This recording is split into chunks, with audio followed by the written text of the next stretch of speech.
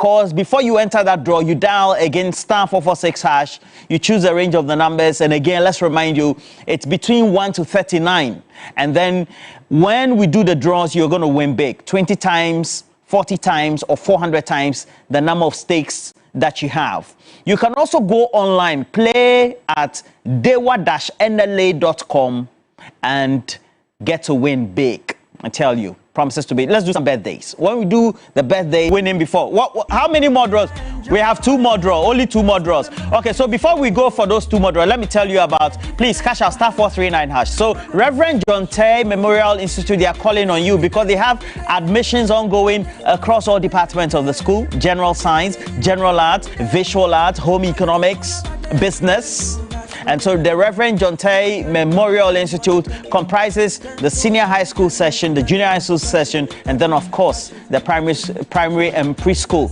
And they are all based on sound Christian principles. So it is co-educational and also offers both boarding and day options for you who are interested. So they have also excellent academic and moral grooming through home away from home with outstanding examination results. Your ward success is their satisfaction. For more information, you can call them on the following lines: 0557 804 701 or 0243 442602.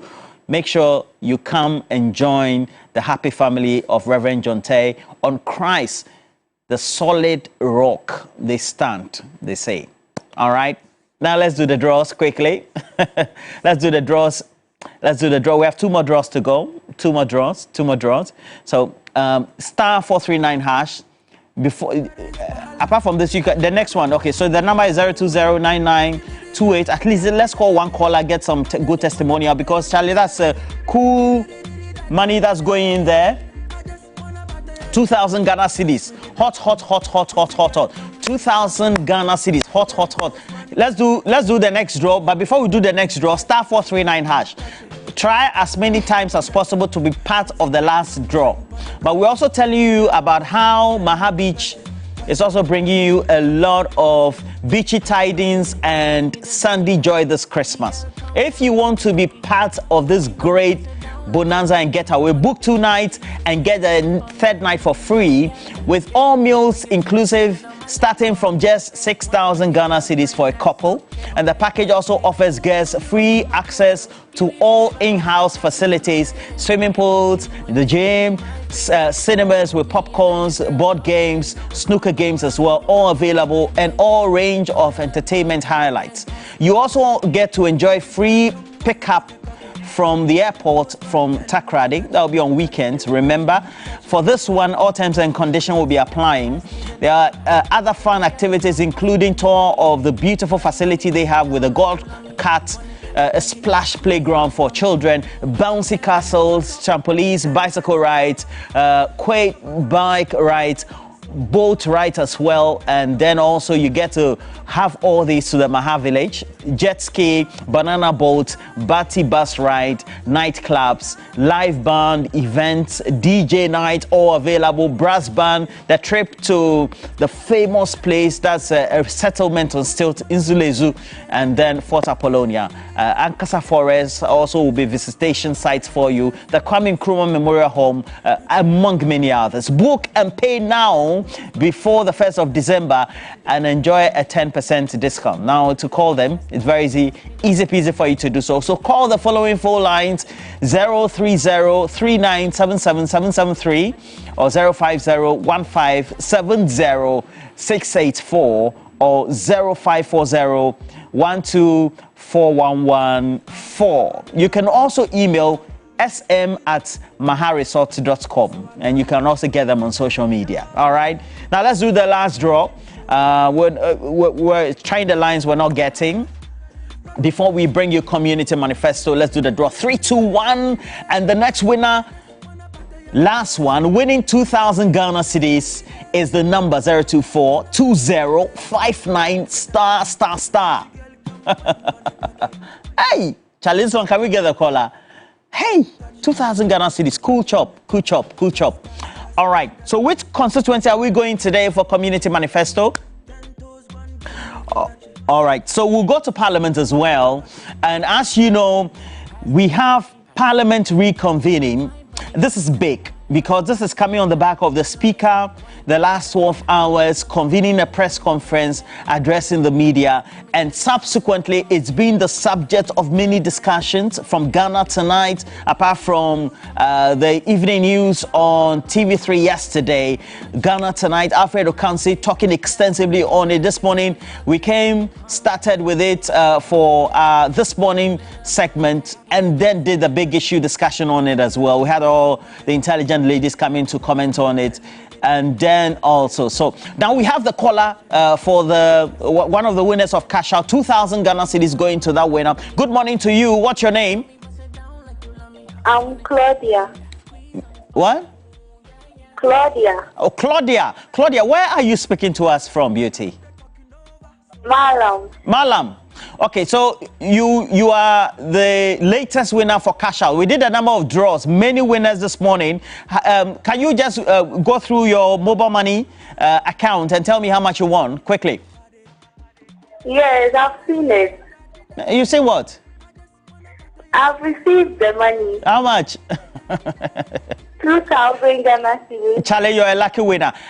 Please make sure you continue cashing out. How many tickets did you stake? 200 Ghana cedis. Okay, just 200 Ghana cedis, and you're a lucky winner of 2,000 Ghana cedis. Make sure you are part of the mega jackpot tomorrow, okay? Okay. And so you have to choose option 8 tomorrow, all right? And be part of the mega jackpot. You get to win 2,000, 3,000, 5,000 Ghana cedis or 10,000 Ghana cedis in multiple times. All right? Okay. The beautiful Claudia from Malam right here. But we'll take you to Parliament, and we know that Parliament is reconvening, and it is also because of that Ompaza has come out. There's been a ruling of the Supreme Court. The connoisseurs are out there, so the jury is out there. They're saying the Speaker of Parliament ideally should be having a position where he says that the order of Parliament is going to be respected, etc. But following that press conference that he convened, people are not too sure what will be happening. And so, as your Election Command Center bringing to you up-to-the-minute news updates, we want to give you a sneak peek on what is happening currently, live visuals from the Chamber of Parliament, Eric Egbeta, within the thick of affairs, and already live pictures indicating who is sitting where, who is not yet, in terms of being on that side of the House. And already I can see a number of them as well. I can see Honorable Naza, yeah? And then also a number of the NDC MPs on the side. So when you get to the chamber, logically, it will mean where the speaker sits. On his left is where the minority will sit, on his right, where the speaker sits. And then on his right, you have the majority. In the House, we currently are seeing the leader of the NDC caucus. And if you go by the speaker's own pronouncement, the majority leader, Kisa Atuforsen, and then also we'll have, based on his position, Apenyomaki also saying that he's also the majority leader. So we'll see how that goes. I see Klucha Veji, a number of interactions all ongoing. Benjamin Ahiafo, all in there. Rox in the Farmer Boy is also seated, and a number of them. Charlie, this one, live pictures from Parliament. Your Election Command Center. You can get the latest update right here. We'll be critically examining this. We'll bring you the pre-opening of Parliament session today, live, right here on TV3. So make sure you stick and stay with us. We're taking a break. When we come back, all those live pictures, content analysis, the Speaker of Parliament, reconvening Parliament, and all the matters thereof, right here. Stay with us.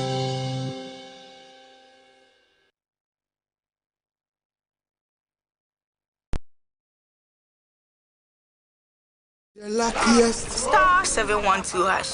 Luck is everywhere. 8K. Hey, you can get an 8K. Get that packing so you can Wallah. Hey, wait.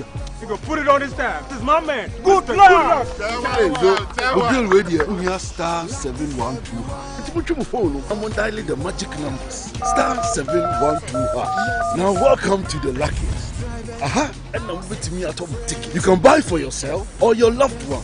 Mommy, tell mommy who's here. You're buying for me, right? Or who else? Oh. Let me choose buy tickets for others. Love you, boo boo. Maybe straight to option 4. Now we tell you need to buy tickets worth 50 Ghana to qualify. Yes, you can buy random or preferred tickets. I'm choosing random tickets. Listen, if you buy the random ticket, the system chooses a random number for you. But if you buy the preferred, you get to input your own preferred 5 digits. 5. Baby, give me your 5 numbers. And how much are we buying? Babe, look at the body and buy you. With your body, So good, miss. Hey, there, tread cautiously. Now follow the prompts and confirm. Now the luckiest. The luckiest is regulated by the NLA on the Caritas platform, not for persons below 18 years. T&Cs apply. Over 5 million children have benefited from free SHS. Protect free SHS. Vote Dr. Baumia, #1 on the ballot.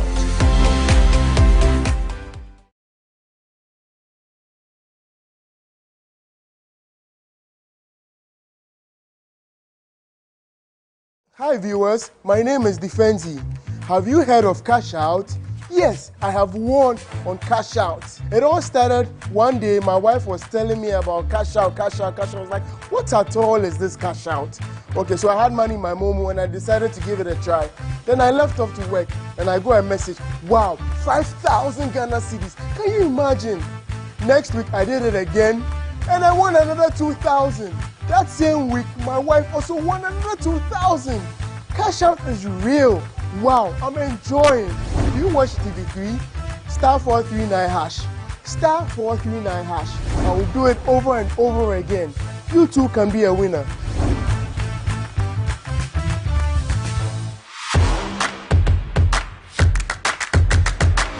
Yes! Here to Win Season 2 is back. Bigger, bolder, and more epic than ever. New challenges, new contestants, and a whole new level of teamwork. Get ready for fun, laughter, and unforgettable moments with me, Jacinta Okansi, and my incredible studio audience. Here to win!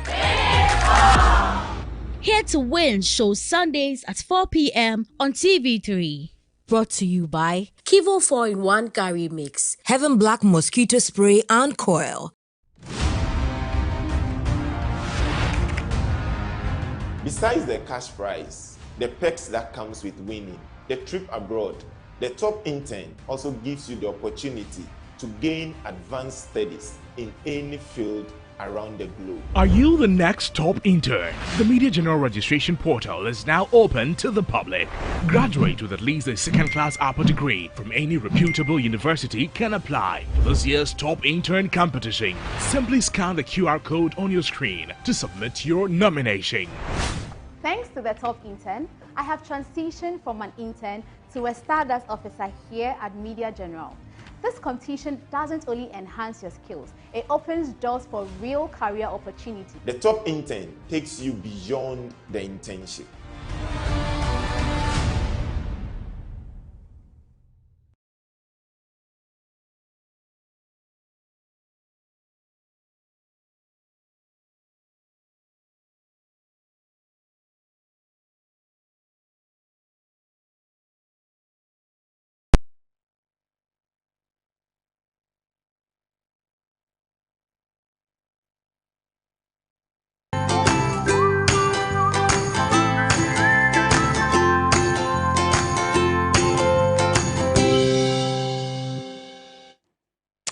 And again, we have to take you to Parliament, and we know that there's a standing issue. Parliament is reconvening, and it's because after that adjournment, we subsequently, of course, had that ruling from the Supreme Court the last week. And then the Speaker of Parliament himself convening a press conference over the last 12 hours. And that publicly is said to be the official position of the Speaker. But the jury is still out there about what implications that could have on today's sitting and what the expectations will be. These are live pictures we're bringing to you from the Chamber of Parliament. And as you're watching, on the left is where the majority sits, and on the right is where the minority sits. It will mean that the majority sits on the right of the speaker, and on the left, the minority sits. Now, following these vex matters, we want to take a critical look at what really is transpiring in the chamber. It looks like the NDC side of the house have taken the position where the majority usually will sit. Already in these live videos, you can see conferring the chief whip for the NDC side of the house.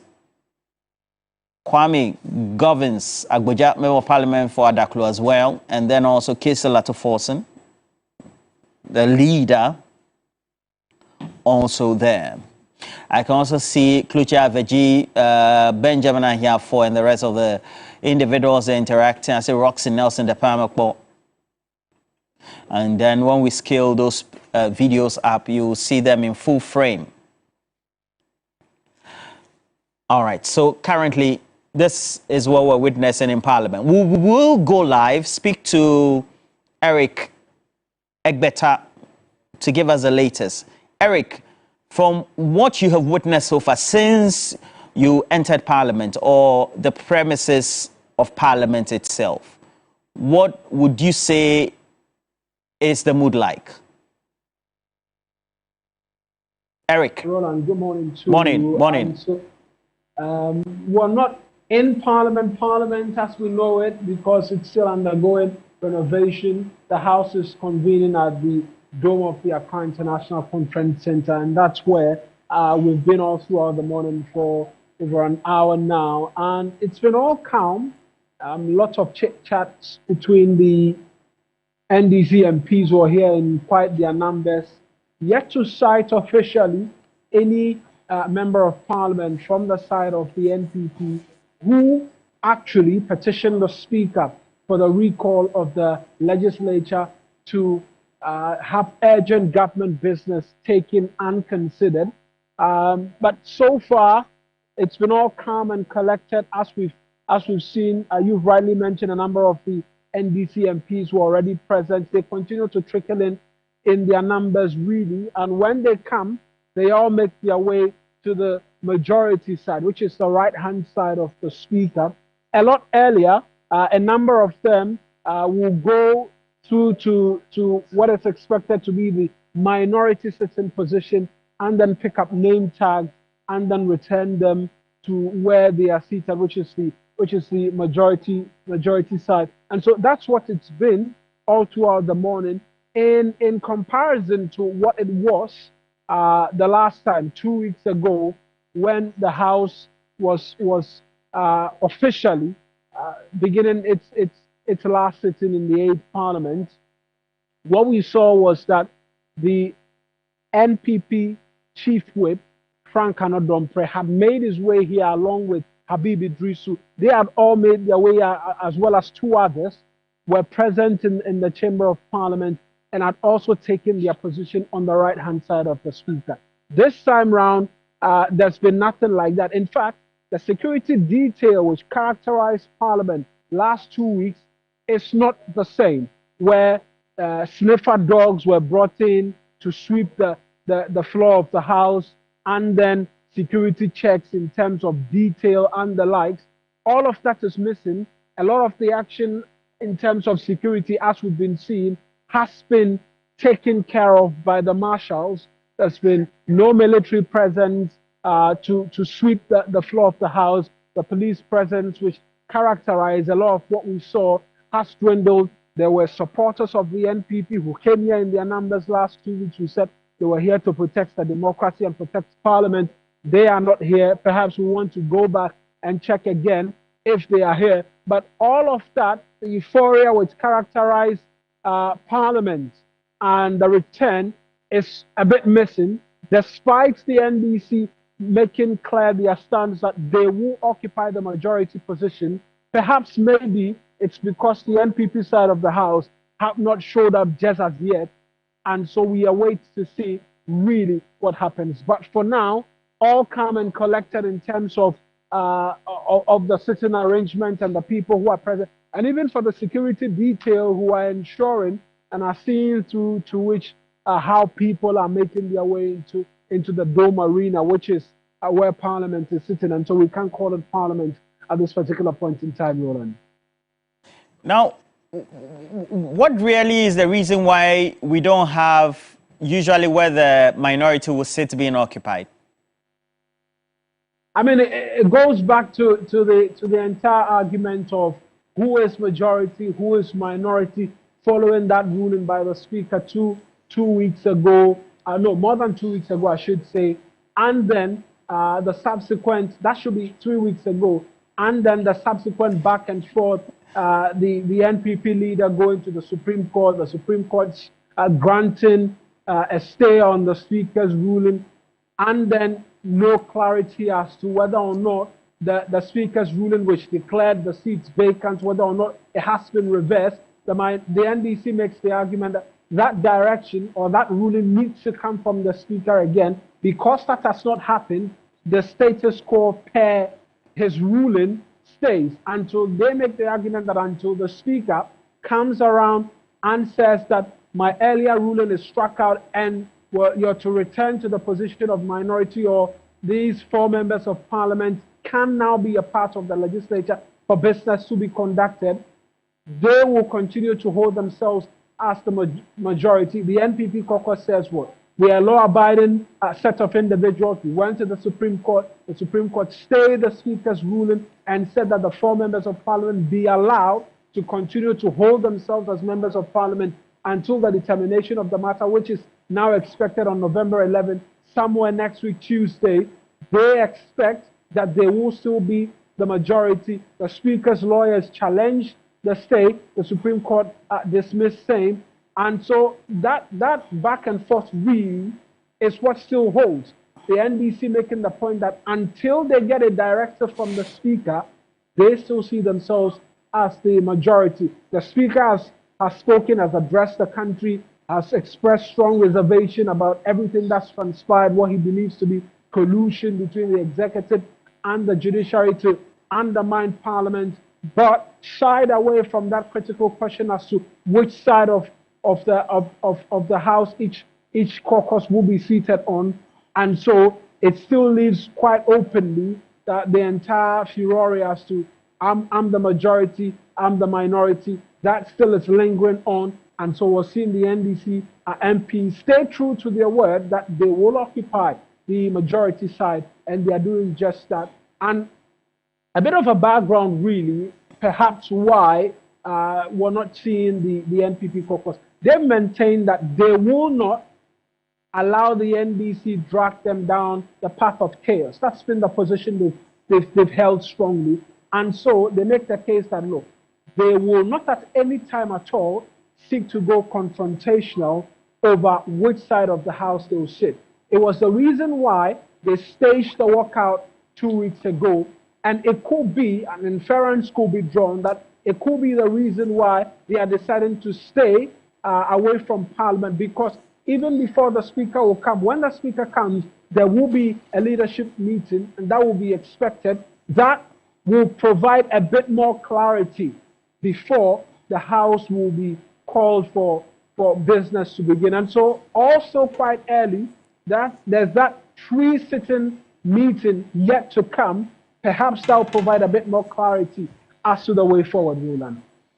Now, if you take a look at the position taken by the Speaker or his pronouncement in that press conference, in your interactions with the present members of Parliament, do they give any indication or inclination that the Speaker's pronouncement and the position they hold means that they are amenable to a certain truce or some amicable resolution of the current impasse?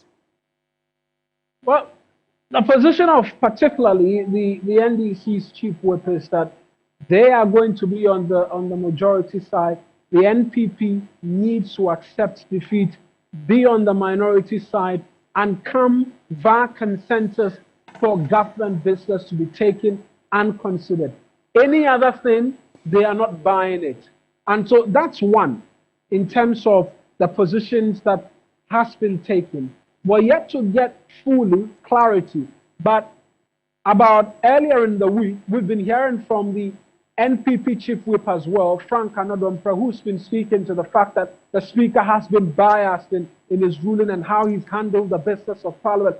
Some words the speaker has not taken kindly to, which we heard him address yesterday, as to how they've had to bend backwards for government business to be considered. And so if anything is to be taken based on the positions both sides are taking, we've heard from the NDC chief whip, Gavin Sagoja, we've heard from Frank Anodompre, who's the NPP chief whip, who have taken very contrasting positions, which hasn't lent a lot of credence to the fact that there will be consensus building and a lot of negotiations as to how urgent government business will be taken. But again, it will come back to that pre-sitting meeting or leadership meeting which will take place. At the last time when this impasse was still unfolding, the pre or leadership meeting is what resulted in the indefinite suspension of the House, and which was subsequently announced by the Speaker on the floor of the House. We are waiting to see whether that meeting, that leadership meeting, will bring to the fore a certain level of truth. A former majority leader, the Honorable Seche Mensah Bonsu, has been speaking in the lead up to the recall and said that, look, it needs to lend to a lot more negotiation, a lot more tact and jaw-jawing. As to whether or not that has gone on in the background up until this point, that is still quite unclear with the pronouncement that's been coming from the respective whips of both sides. But yet again, they say a lot can change within the hour, and so we're waiting to see what possibly could change within the hour. But as it stands, the NDC have occupied the majority side, and we wait to see really what the position of the NPP will be when they make their way into Parliament. Already, Eric, a number of comments on our social media stream. Very interesting. Evans Ibn Samba says Ghana is lucky to have a Speaker of Parliament like Bagmi at this time. This country would have been sold out entirely by now, etc. What sort of, when it comes to both sides, sentiments are running through?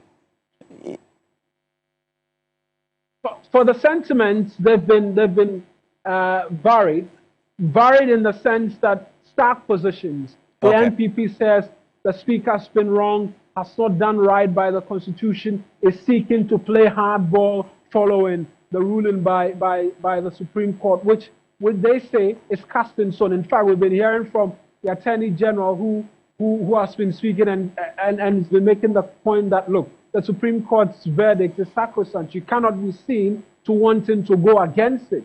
And so that's been the position of the NPP in the lead up to this. It's why we've been hearing from the chief whip, Frank Anodompre, who's been making comments that the Speaker is seeking to be biased and not wanting to respect the letter of the Constitution based on what we've seen from the Supreme Court. On the side of the NDC, they hold a very different view in relation to what the Speaker has done and his pronouncement. They continue to back the Speaker and say that what the Speaker has done was right, and even his decision to actually adjourn the House indefinitely was the best possible thing he could have done in terms of what was happening in Parliament. And so that the viewpoints will continue to be quite contrasting based on the interest that all of this is seeking to serve. The interest of the NDC is to want to be on the majority side because it lends to the optics in terms of the running into December 7 and the commentary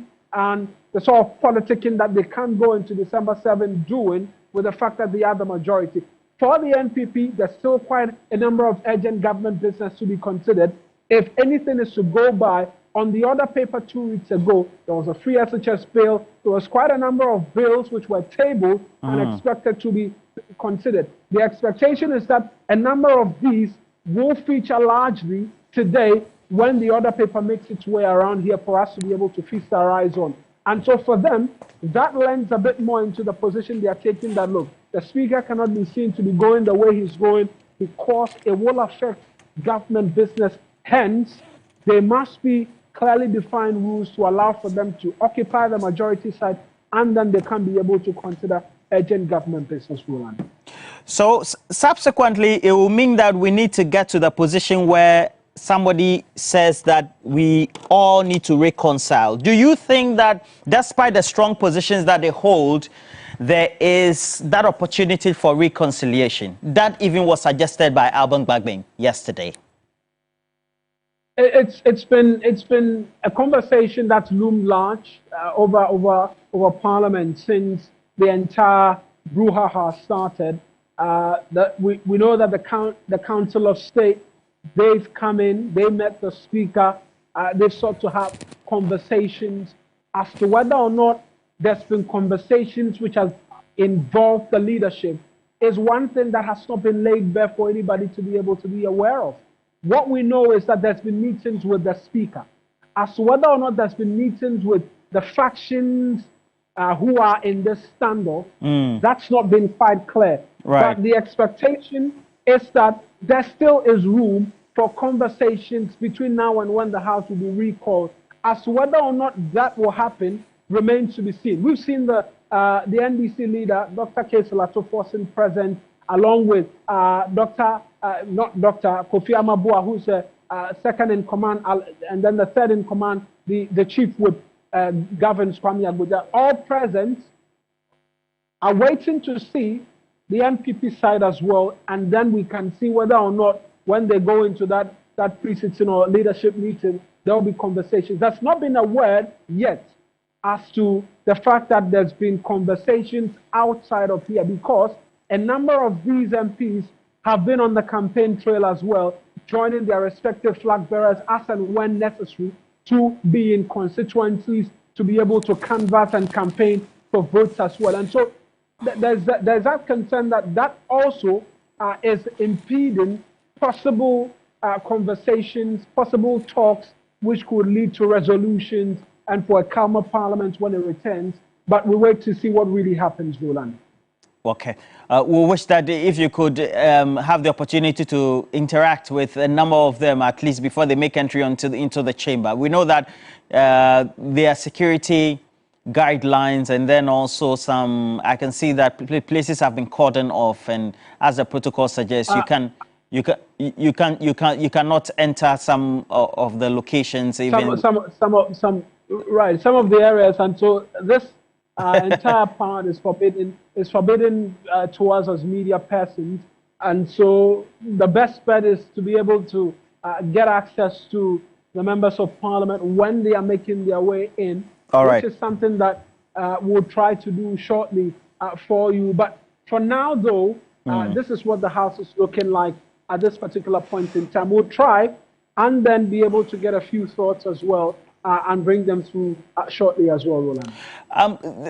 2 weeks ago, we saw scenes of at least party people, especially from the MPP side, were told that, of course, they wore effigies or the T-shirts that had the images of Anodom Prayer as well as the MPP flag bearer. And so ultimately we concluded that they came from Sawama Dredri. Do we still have those type of scenes outside the chamber? There's been nothing like that this time round. We made our way through from Parliament into the conference center. There's been nothing like that at all. The security detail is still quite present, but not in the fashion and the manner in which we saw 2 weeks ago, which led to barricading the entrance even when you're seeking to make your way into Parliament. That barricade is not present this time around, but just before you make your way into the dome area where Parliament is expected to be sitting, that barricade is still quite present. All of that is not readily around today, but we'll have to cross-check again whether or not that is a feature of Parliament today. But we're trying to make our way outside now to be able to catch a sense of what the outside looks like. Still quite a number of marshals here and present, and so a number of the MPs as well outside who are snacking as well.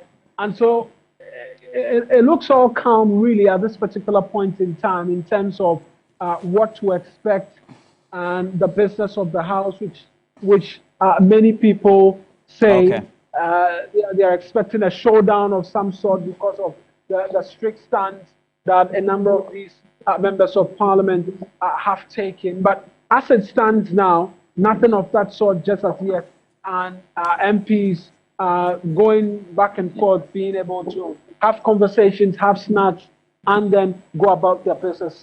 From where I stand looking outside, no indication whatsoever of supporters of the NPP making their way to this place. And so different scenes this time around, Roland. Well, we'll see how that goes. And the way it is currently means that there's a stalemate. Have you cited any of the NPP members of Parliament, at least around, not necessarily in the chamber? No, when we made our way through Parliament up until this point, there's been no sighting of an NPP member of Parliament yet, at least from where you stand. I'm yet to see any of them at this particular point in time. It's just been the NDC MPs, really, who've made their way into Parliament and are making themselves very comfortable at this particular point in time, Roland. Okay, the way it is. So what we're going to do, just be on standby. We're going to recall some of the insights of the Speaker of Parliament yesterday, and then we'll come back to you. Just be on hand. And so the Speaker of Parliament convened a press conference. Alban Bagbin, among a number of points being made, saying that the provisions in the Constitution, as well as the standing orders of Parliament, make such provisions for the current atmosphere of stalemate as we have. It also will mean that he has taken a position. So the concern is, if that is the position of the Speaker of Parliament, what then should we be expecting? And that is why we're live there, your election command center, to make sure that we are in a position to bring you all the sneak peek, the sight and sound, all that is happening. And currently, what we're having, we'll just have Eric Egbeta going back into the chamber. And then when he gets back into the chamber, we'll do the content analysis of what the sight and sound is within the chamber, and then we get to have. So Eric, just go back to the chamber for us, and then we'll just have an insight from the Speaker of Parliament, Alban Bagbin, following that press conference he convened just about 12 hours ago. What would it go? The Parliament of Ghana is alive and working. Let nobody mislead, misinform, or disinform you and the country. It has not been dissolved, prorogued, prohibited, suspended, or terminated. That is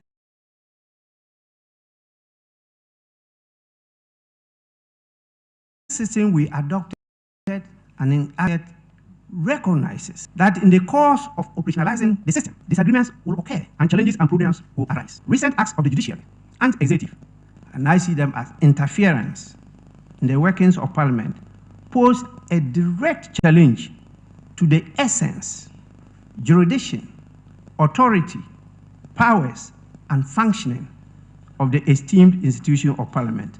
It is increasingly becoming clear the judiciary and the executive are seemingly colluding to weaken Parliament.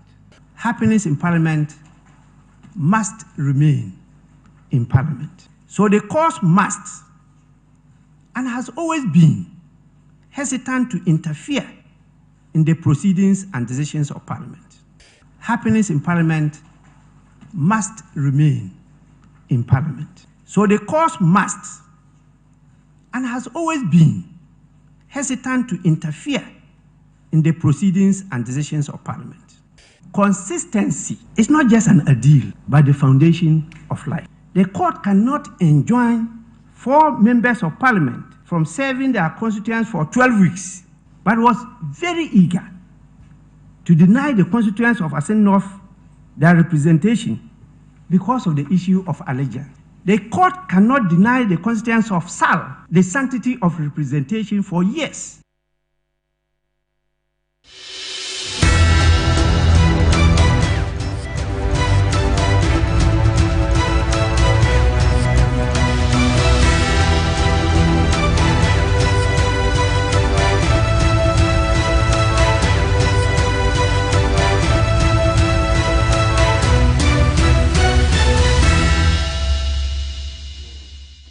and it's just coming thick and fast, a fluid situation. Following that press conference by the Speaker of Parliament, Alban Bagby, just about 12 hours ago, we decided, as always, bringing to you all the live scenes when the news breaks and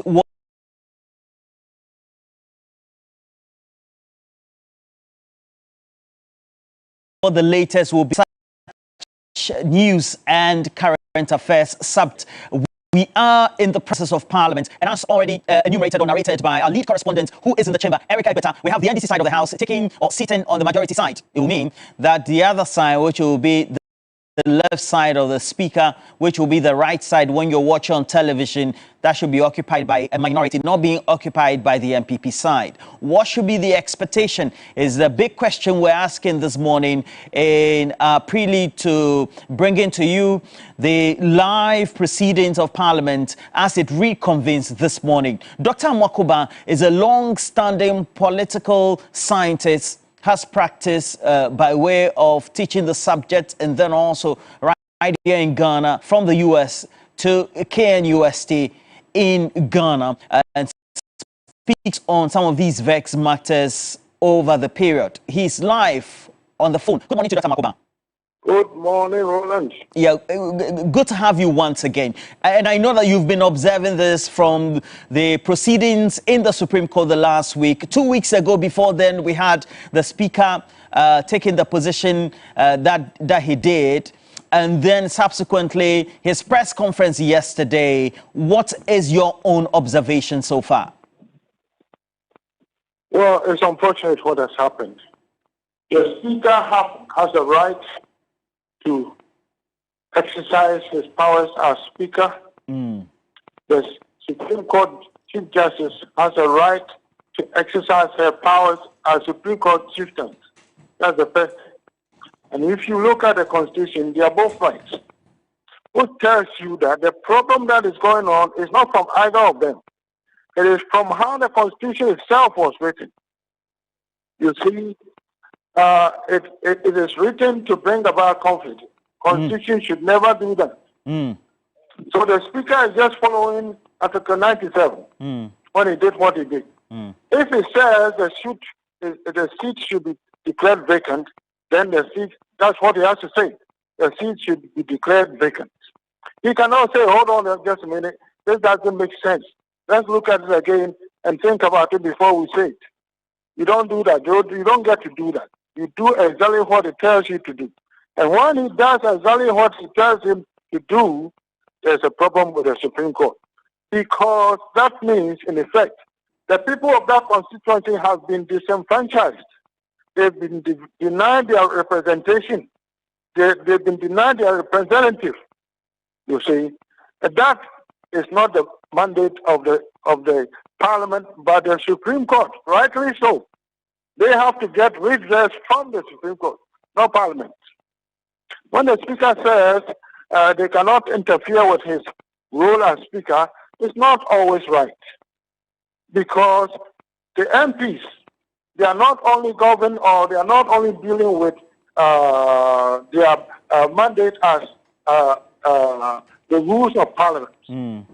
Several things apply to them because they are citizens, you see.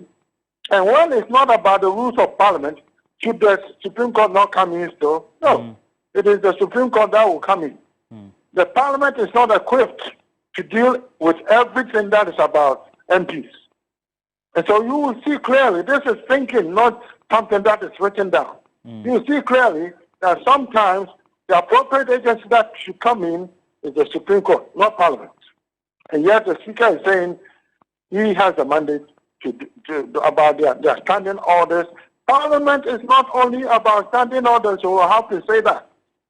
It's about civil rights, it's about everything. And so it's not the people themselves, the MPs. It is not only about standing orders that they are in Parliament. It's about everything that affects a citizen.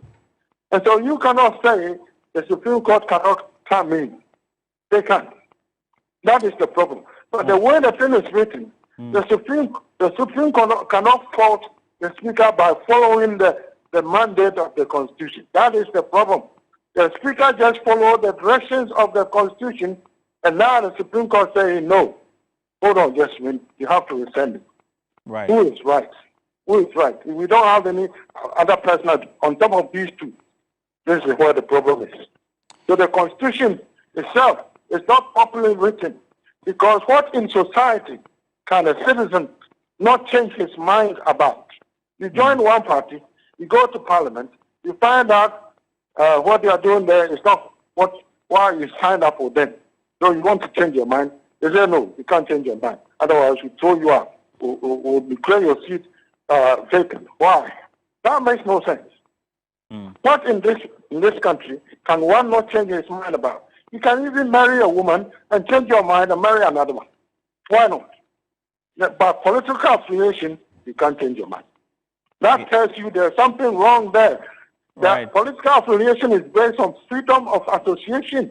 If you have this freedom of association, you also have freedom of disassociation to leave. That's the problem. So the problem gets bigger and bigger and bigger. We are reading Constitution as if we just look at the words. That's the letter of the law. There's the spirit of the law is also there. We don't talk about that. Sometimes the spirit is even more important than the letter. But the letter is what they've written, and they didn't write it properly. Look at it, they didn't pay attention to what they've said already compared to what is already there: freedom of association, freedom of expression, freedom of speech. So many. Yeah. So that when they do that, they violated all those freedoms. That's the problem.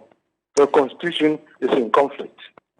Well, I particularly love your example with the marriage situation. But even if we take that, if you want to leave your woman or you want to divorce your wife, you cannot choose to be staying with the woman and enjoying all conjugal rights in the marriage whilst you know that you're on the way of being divorced. You have to fully, you have to leave the marriage before you go and consummate another marriage. I mean, that's so to speak. But looking at how we have seen entrenched positions so far, but the analysis, especially coming from you, the experts, who look at the science of governance, etc., and then the lawyers also looking at jurisprudence and all that. The Supreme Court is said to be the body that has the oversight responsibility in terms of the interpretation authority. That said, that period up to now, shouldn't we have been having some interventions from maybe quasi-state agencies, maybe the Council of State, maybe some individuals? And so that is why the Speaker perhaps is right about how we can exhaust other processes to resolve this difficulty. There's only one person in the country who could bring about peace this way, and it's the president. But if it is the president himself who has instigated the majority leader then to go to the Supreme Court, how does he bring about peace? He's taking sides already. Instead of bringing peace, he took sides because it's to his advantage. The Speaker did not agree with that. Now, with respect to what you said, you can live with your wife without even telling you are leaving her. Many people have girlfriends who... Well, that's true. Yes. That's true. That's true. Some men, they meet another woman, they'll never come home again. That's true. That's you true. Can't arrest him. You see, those are scrupulous men. Yeah, that's Once you get a good man like yourself, then you come up with a clean break before you see another woman. You see what I'm saying? Yes. But with respect to that, that is what the problem is. Because you have to be able to change your mind. With respect to this, I will say something about what the law school is doing. Law school, what they're doing. The GBA? You are talking about the GBA? Yes.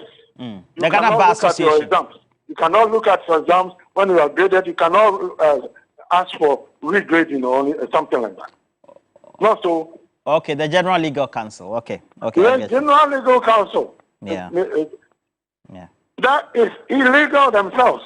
When they did that, that is illegal. And the court should look at that, not to be too busy following the president and every chance they get trying to do something for him. That is not what they are called to do.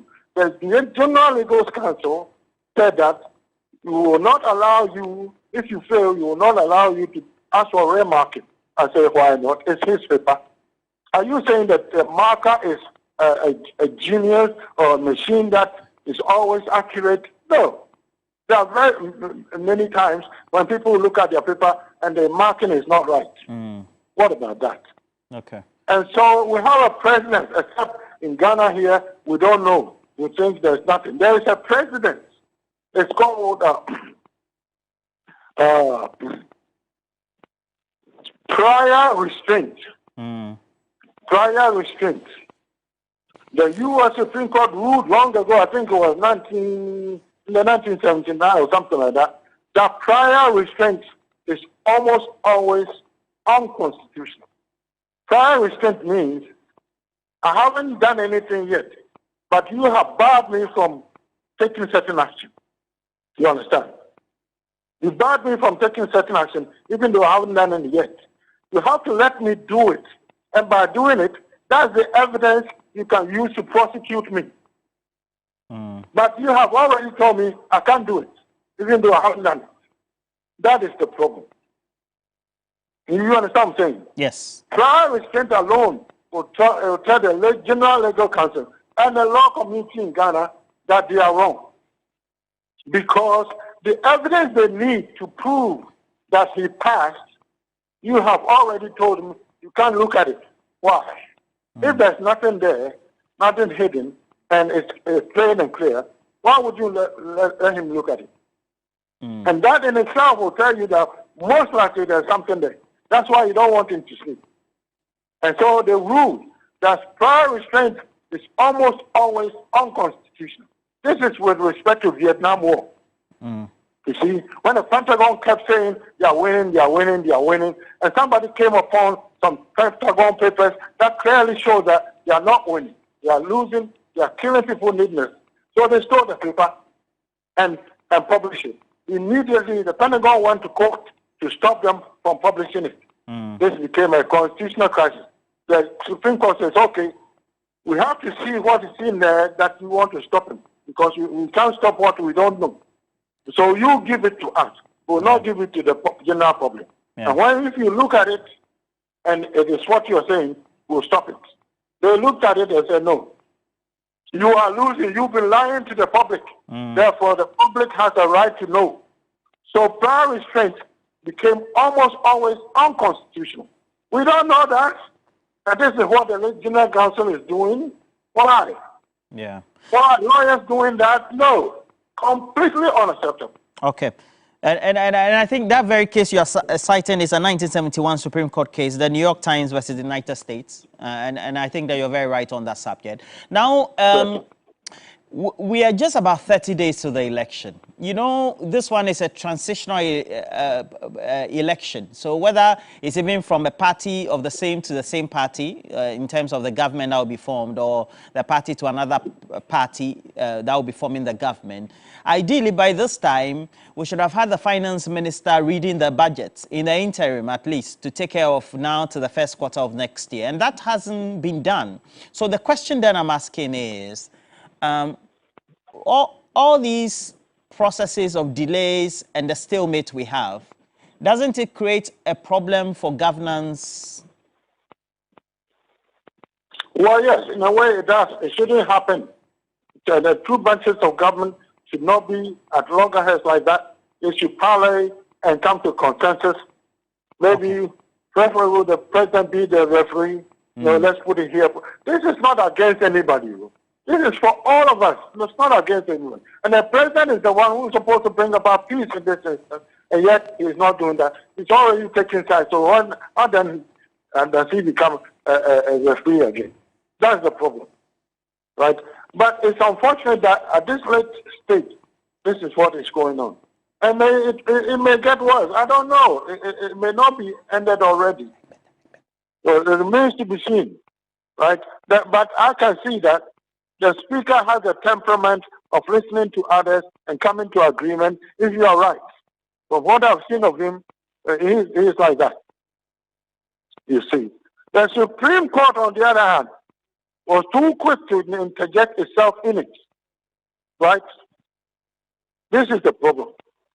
The lady should be talking to the speaker should be talking to the lady. All right. Not as if they are at loggerheads. Okay. Okay. Thank you very much, Dr. Richard Amwakoba, a political scientist with the Kwame Nkrumah University of Science and Technology, helping us with discussions, helps us for many programming right here on TV3. Now, we'll try and speak to some of the members of parliament if we can, especially the NDC side that have already gotten seated. Egbeta telling us the latest. We showed you those live videos as well.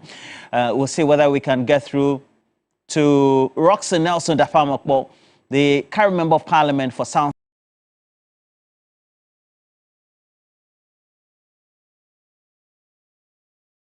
dying. Good morning to you. Yes, good morning to you. Good morning to your listeners. Great. I'm privileged of joining. Well, thank you as well. And we saw you in the chamber, and we're grateful that you found time to just quickly sidestep and then speak to us. When you appeared on Key Points with Alfred Okanse, you did give a hint that if your side of the house, let's say the proceedings start and you also decide to walk away or walk out, there could be some implications. Is it that the NDC side of the house, which you say is the majority side? I didn't get the question clear. Okay, I'm saying that when you appeared on the Key Point with Alfred Okanse, yeah, you hinted, yes, you hinted that the Supreme Court in itself cannot actualize what it intended in that order that it said it should stay, right? Yeah.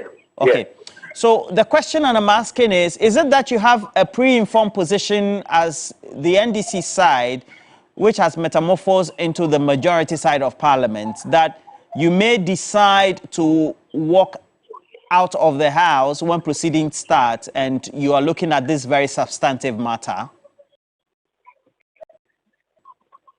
Now, first of all, the point is that the stay order from the Supreme Court will have to be acted upon. And the entity that will act upon it is Parliament itself. No, it's not the Speaker. The Speaker doesn't vote. He has no voting rights. He doesn't take decisions in the House. So it is the entire 275 members of Parliament who must take a decision to give some effect to what the Supreme Court has said. Now, Parliament, how do we make decisions? We make decisions by voting on issues. And when we vote, a resolution is therefore passed. And these are matters that will have to be taken to some proceedings. So if we lack quorum, the commencement quorum for Parliament is at least 92 members. That's 1/3. Now, a decisional quorum, a quorum to make decisions or pass resolutions, you need not less than 138. It's the Supreme Court itself. In Abdullah versus the Attorney General, that made that determination that for a decision to be made in Parliament, you need not less than 138 members of Parliament to be able to do that. So if today, if any decision at all have to be taken by way of giving effect to what the Supreme Court said, it has to take not less than 138 members of Parliament. And so if we don't commandeer that number, nothing can happen to that effect. So run me through. Let's say proceedings start. What does it mean? It means that your side alone cannot ensure that the Speaker proceeds? The Speaker can proceed with proceeding, normal proceeding, that is making correction of votes and proceedings, prayers, statements and all. But for a decision to be passed, for a resolution to be passed, for a decision, for we to say that the House has taken a decision, you need 138 members or more. And you know that the members of Parliament from the NDC side are. Hello? Oh, we seem to have lost him because there are a couple of questions we need to establish. to establish right here on the subject about whether we have some individuals or quasi-state organizations perhaps speaking to a number of the sides, and we have two sides of the House now, as well as even engaging some other individuals, which will also include the Speaker, for us to get a certain buy-in or both sides to meet each other halfway, because that seemed to be the clarion call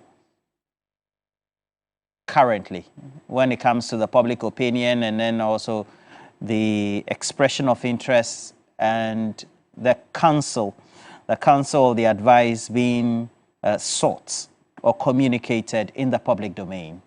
That said, you can also get interactive. We have this going on live. So we're streaming this live across our relevant social media platforms. And particularly, I can see a number of you on Facebook as well. Please make sure you share the stream and let's have some great conversation. I would want to engage many of you as well as I read a couple of your messages as well. Please share the stream. Opoku Mensa, that will be Kingsley being the first name. So how many seats did each win in the last election? Let's be factual. And this one is because Patrick Opoku had said NDC common sense should tell you people that majority are won in polling stations and not in parliament. Roxy Nelson Dapamokpo has joined us.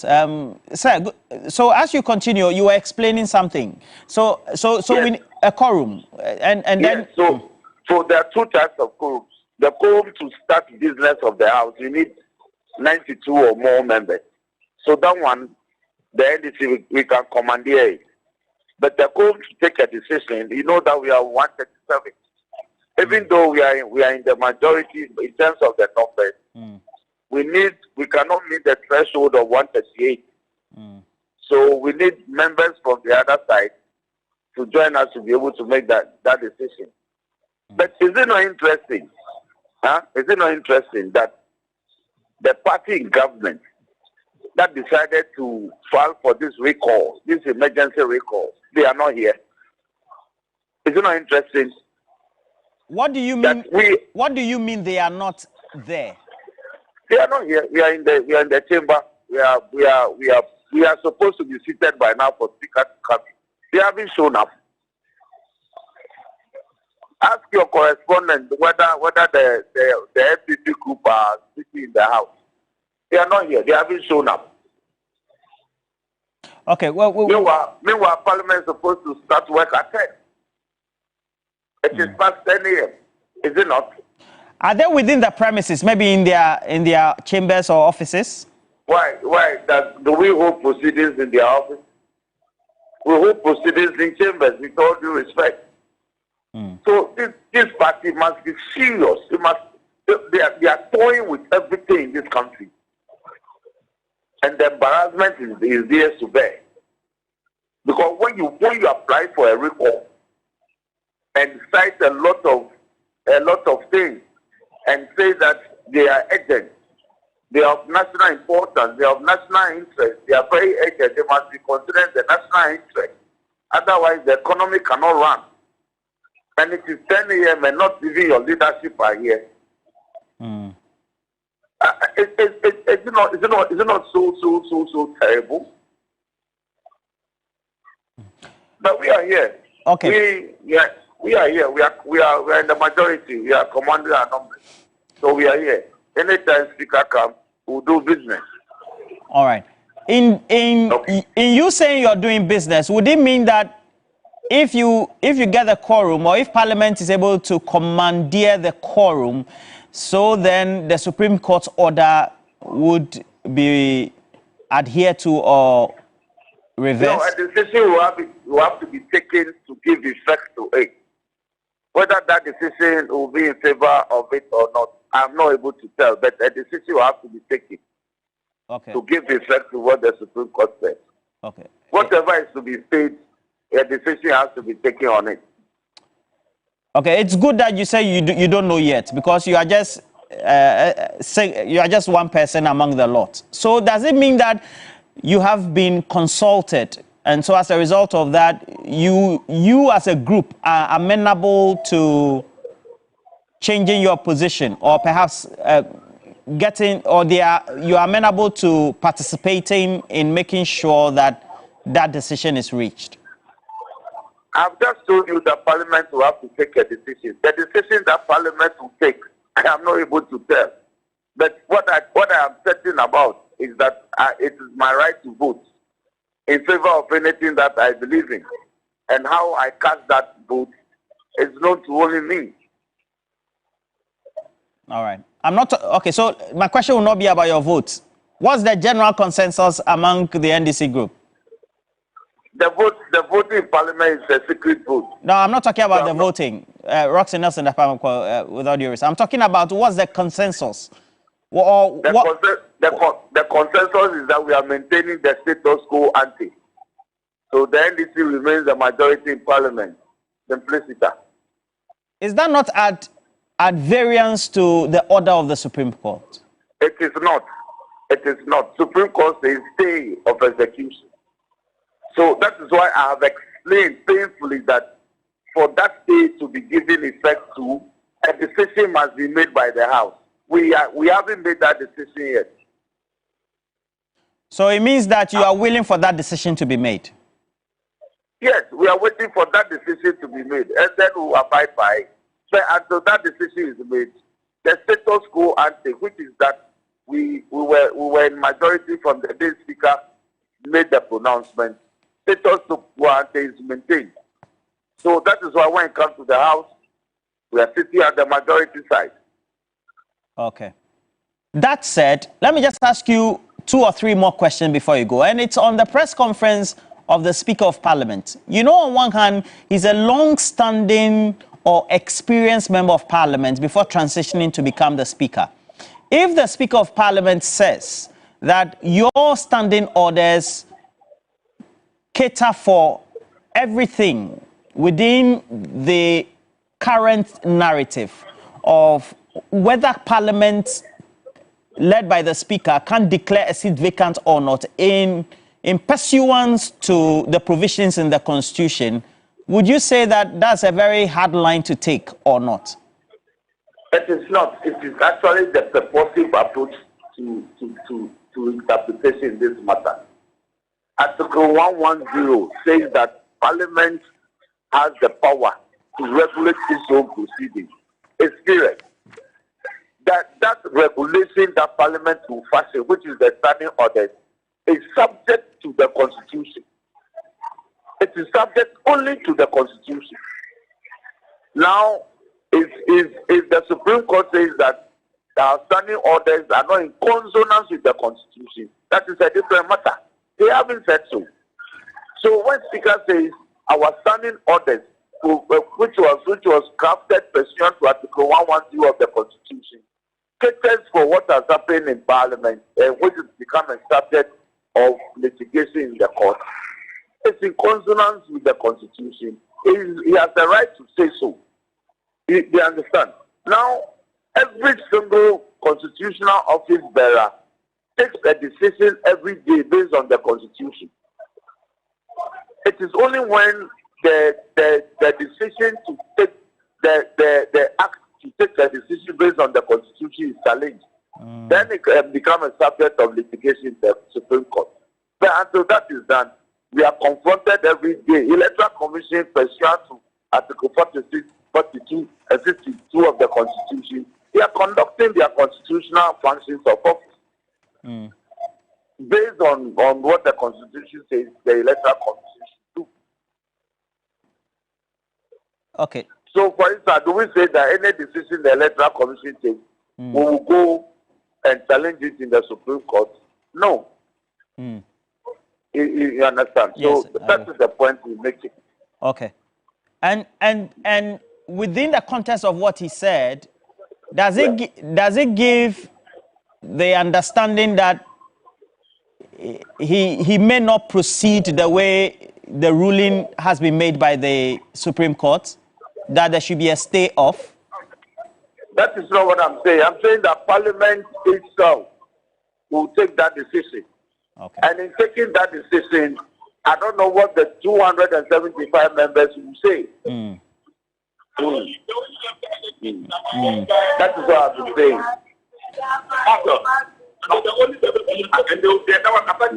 All right. Thank you very much. Roxanne Nelson Dapamakbo, the Member of Parliament for South Sudan, is also a Member of Parliament Constitutional and Legal Affairs Committee. Is also a legal practitioner. And, well, we'll try as much as possible also to get the other side of the political divide, and not Dompre or any of those individuals within the MPP side, and see whether we can speak to them. We're trying as much as possible also to get Rashid Draman, who is the Executive Director for the Africa Parliamentary Affairs, the Institute for Africa Parliamentary Affairs. So we'll try and get the latest on this. And a number of you also interacting with us. And, well, so we have Ramani Ashite Odera, who is saying that we should call an MP. We've been trying the lines. Well, so we've been trying the lines as many times as possible. Please stay with us. And already we can tell these are live pictures. The Speaker of Parliament and his security detail come driving into the premises of Parliament so far. And the Speaker then will make his way to the chamber as it is.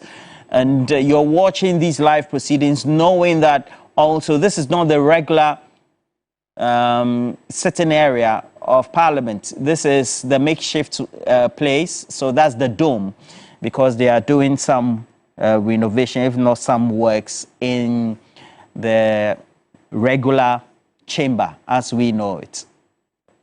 And this dome is located within the premises or the compound of the Accra International Conference Center.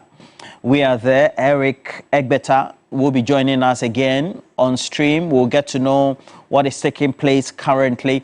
We just spoke to Roxanne Nelson Dapamakbo, Member of Parliament for South Sudan, who also serves in the Constitutional and Legal Affairs Committee of Parliament, and says that as the status quo remains, per the last ruling of the Speaker, they are the majority side of Parliament. He also says that they are just waiting for the MPP side of the House, and you can see Atachia in there, say Mutala Mohammed, and then also the Deputy Majority Leader as well, the Member of Parliament for Banda Ahmed Ibrahim. And it will mean that the MPP members of Parliament conferring with their NDC colleagues. I see Bernard Ahian for Akachi South, Member of Parliament, also is a member of the Constitutional and Legal Affairs Committee, long-standing legal practitioner as well. And so what we can establish as TV3, and also based on the information and the live pictures we're picking from Parliament, is that the MPP members of Parliament who currently form the minority side of the House, based on the last ruling of the Speaker, are in the House. What we don't know, or we've been able to establish comprehensively, is that they are not in the chamber. And so the supposition is that they are in their offices waiting for proceedings to start. Please make sure that if you're watching us on TV3, across social media, especially on Facebook, please, what do you make of this? Share the stream. Let's have some great conversation on this.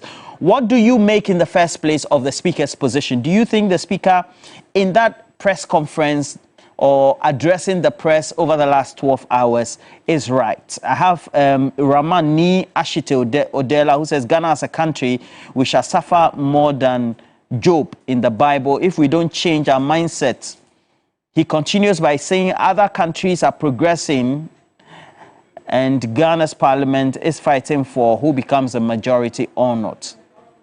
Samson Aderi says the NDC should remain resolute to defend their current majority status. I don't know. And then Ni Atukwekwe says they are not fighting, just that the MPP are very hypocritical and stubborn.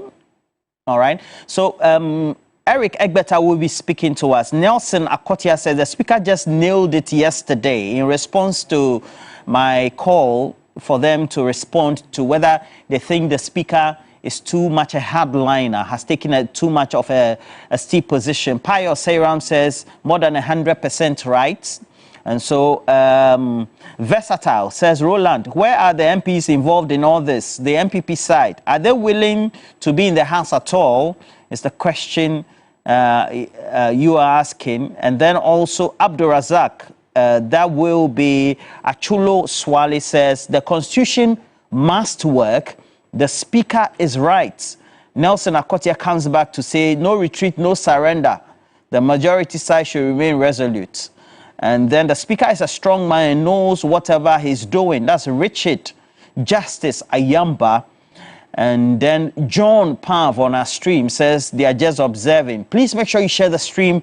Let's have a conversation on this. Agongo Roger says, Roland, the speaker's press conference yesterday was on point. Eric Egbeta, what's the latest? We spoke to Roxy Nelson Dafamakbo. Already a number of the viewers on our stream, for example, Mohammed Richel says, keep on doing the good work. Of course, we'll do the good work. And then David Bichuba says he just loves the speaker as well as Elvis Yonale. What's the latest in there?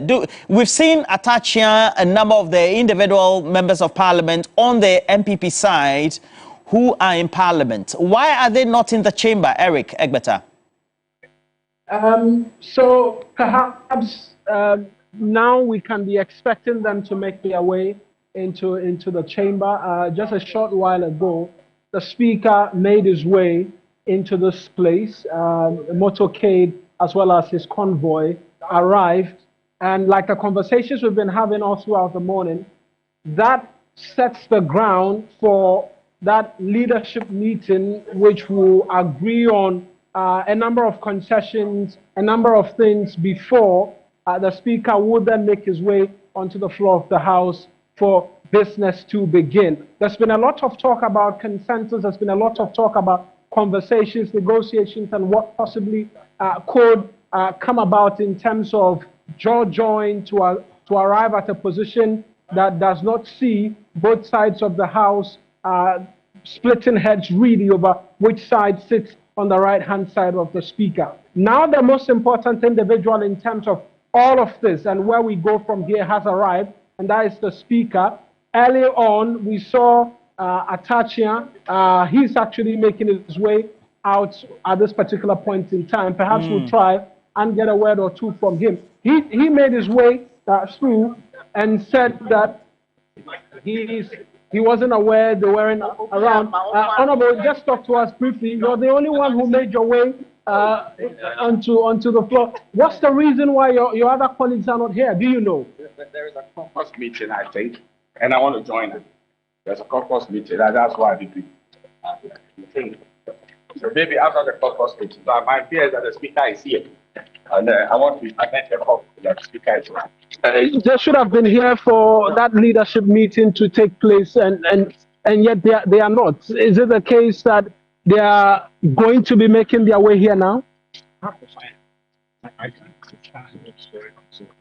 why I came to see what is going on. Other than Russia, so I want to find out what is happening. Just finally, there's a big criticism of you that you wrote to the speaker to convene parliament, and yet you're not here to have business conducted. Well, I cannot say for sure that they're not. I don't know the decision they want to take before they join the mainstream chamber. So let's give me a few minutes. I'll be able to join the caucus and find out what is happening.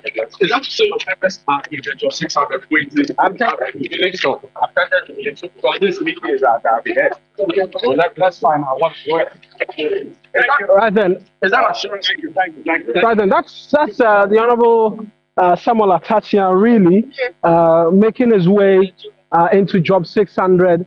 And like we said, he was the only NPP member of parliament actually who's made their way here, and so he is going back into the Job 600, and then he says there's a caucus meeting as well, which is currently ongoing, and then he will seek to be a part of it. He's just hopped onto his vehicle and is making his way into Parliament to get a proper understanding as to what really is going to happen from here on in. That's his vehicle doing that turn and then make his way. So he made his way into Parliament, not knowing that his other colleagues were not there.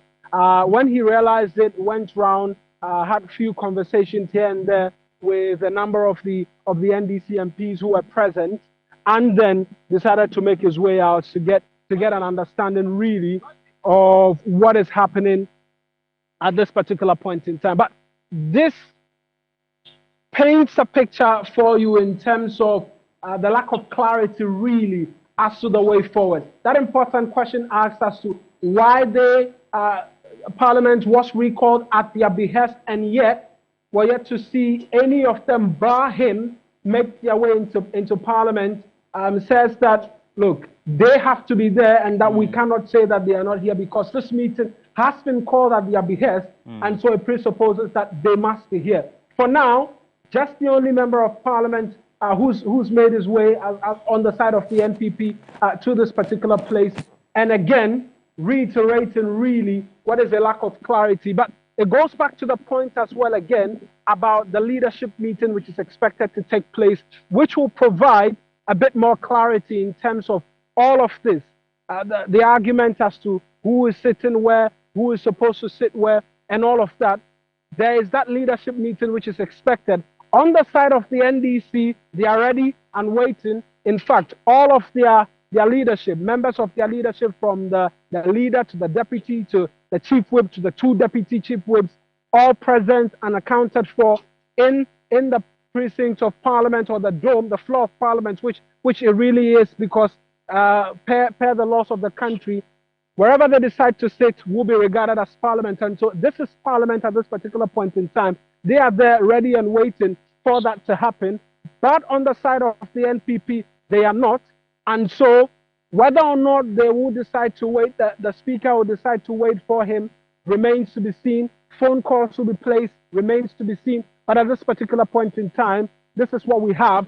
Just the NDC side of the House seated and ready for business to be conducted. Roland. Yeah, so just be on the stream and let's try to, because I posed a question on our social media stream whether they didn't think the Speaker was just being too difficult. I will come and seek your own reporting analysis on your interaction so far about the Speaker's position currently. And again, a number of them, Ahmed in Debugri says, solidly behind the Speaker. He was very right.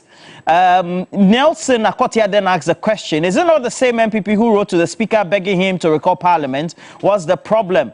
And David Buchuba says, we are with the Speaker. He should be bold. And of course, they say great reporting from you as well. When you interact with the members of Parliament, Eric Egbeta, do they say they agree with the position taken by the Speaker in that press conference just convened over 12 hours ago?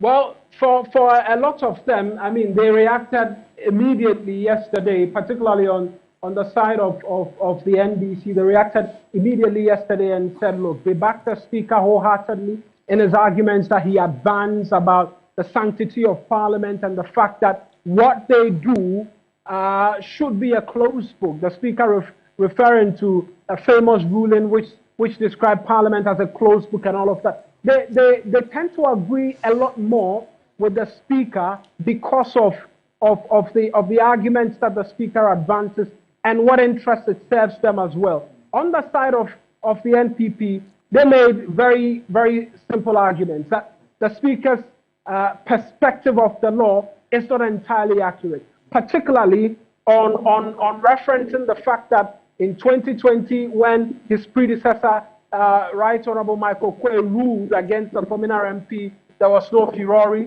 They accepted it as such.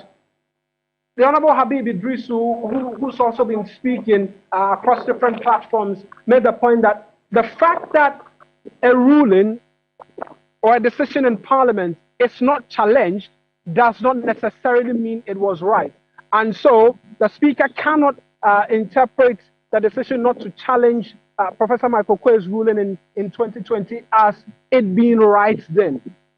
Now that the decision is being challenged, it should be left to the Supreme Court to decide on interpretation. And so they do not agree with the position of the Speaker in that particular regard as to the fact that it wasn't challenged in 2020 when it decided on the position of 3 members of Parliament, Henry Korte, Adjoa Sapo, and then Kennedy Ejapong. That wasn't challenged as well. They say that, look, the fact that nobody picks up the issue and takes it to the Supreme Court does not mean that it is right.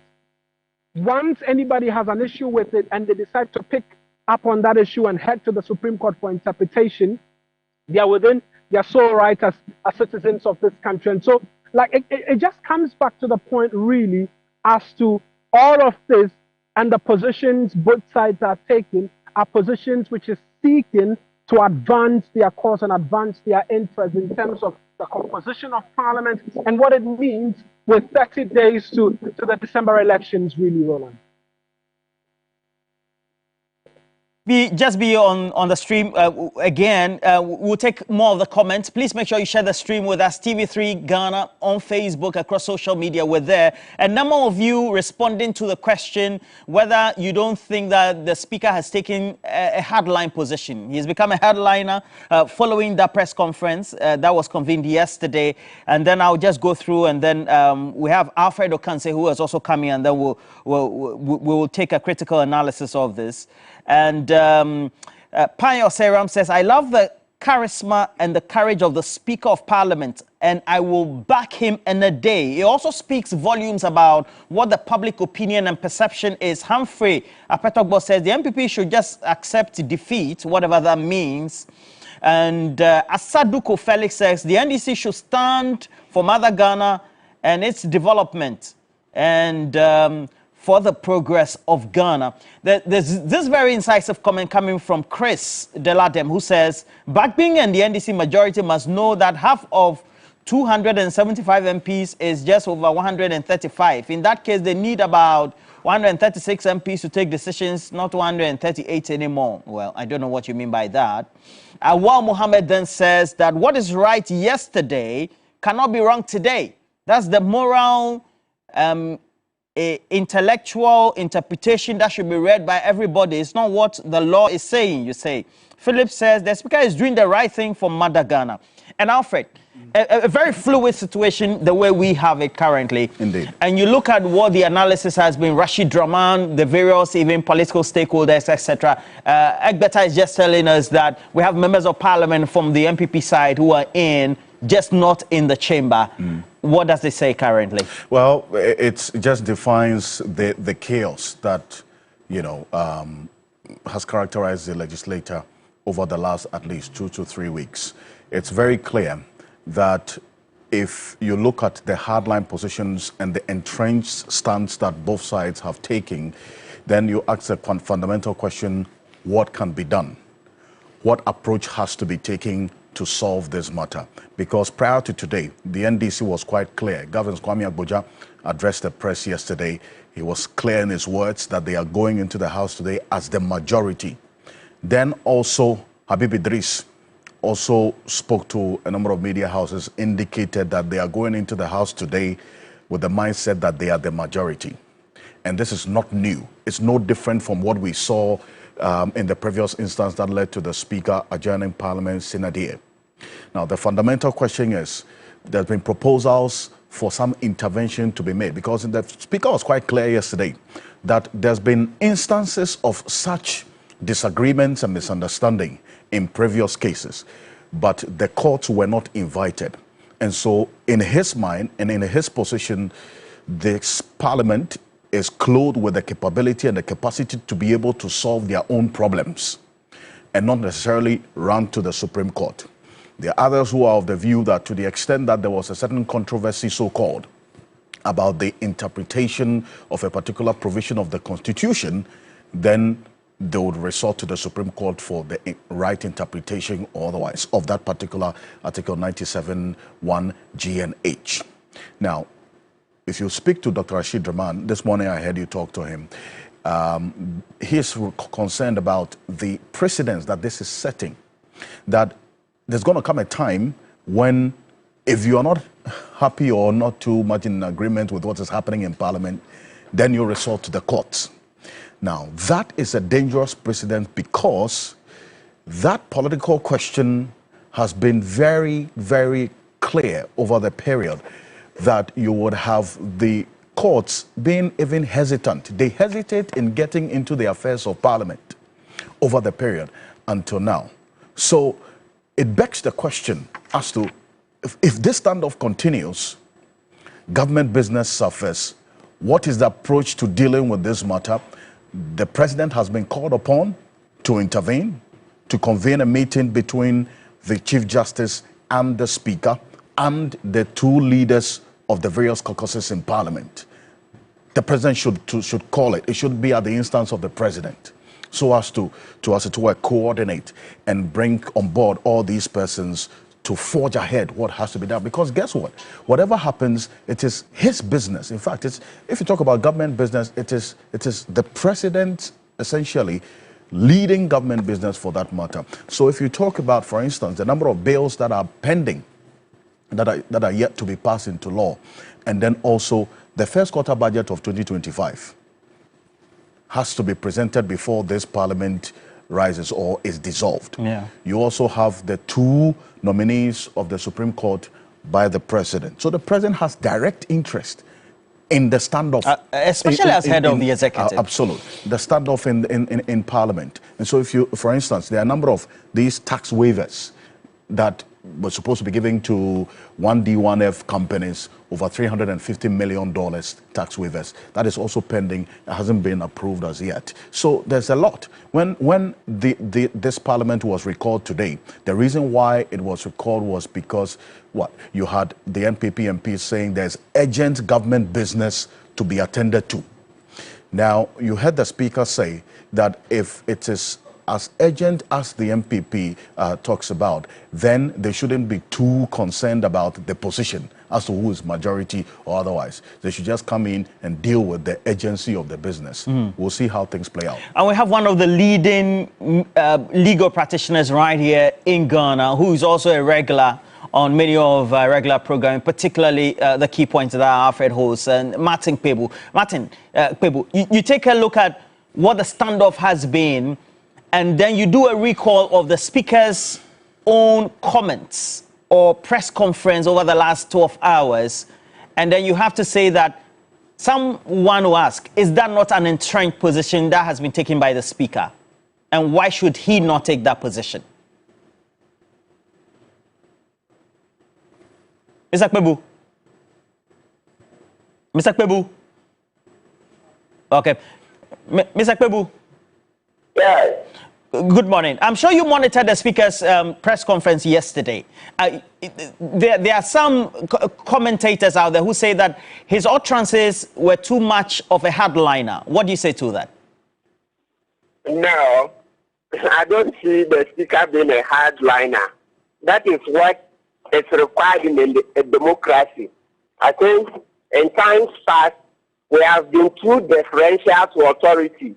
The Ghanaian is so docile, doesn't like questioning authority, doesn't like questioning duty bearers, doesn't like questioning politicians, doesn't like questioning judges, doesn't like questioning the presidency, right? So those are the people who would say so. But right now we fall in that if we sat back and did business as usual, this our democracy will not grow better. So what the Speaker has done is in the right direction. That is in the right direction, that he will question what is happening. He's feeling that, look, this is not justice, because he referred the Supreme Court to the decision in the Jachi case, the decision in the style matter. All right. Well, Mr. Kpebu, we have to call you back because this is a very fast-moving situation, very fluid. We're also live in Parliament, and so we have to drop that call for you. We'll get back. Now, let's get into the chamber. The Speaker already in there. And the subsequent one dated 24th of October 2024, both pursuant to Article 1123 of the Constitution and Order 53 of the Standing Orders of Parliament. Both requests were signed by more than the constitutionally required signatories of 15% of all members of Parliament. The first request entreats the House to deliberate upon and transact urgent government business. And the businesses were tabulated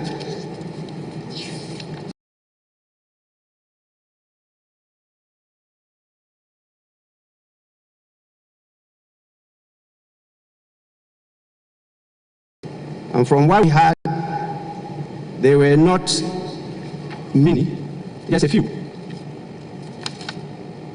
The second request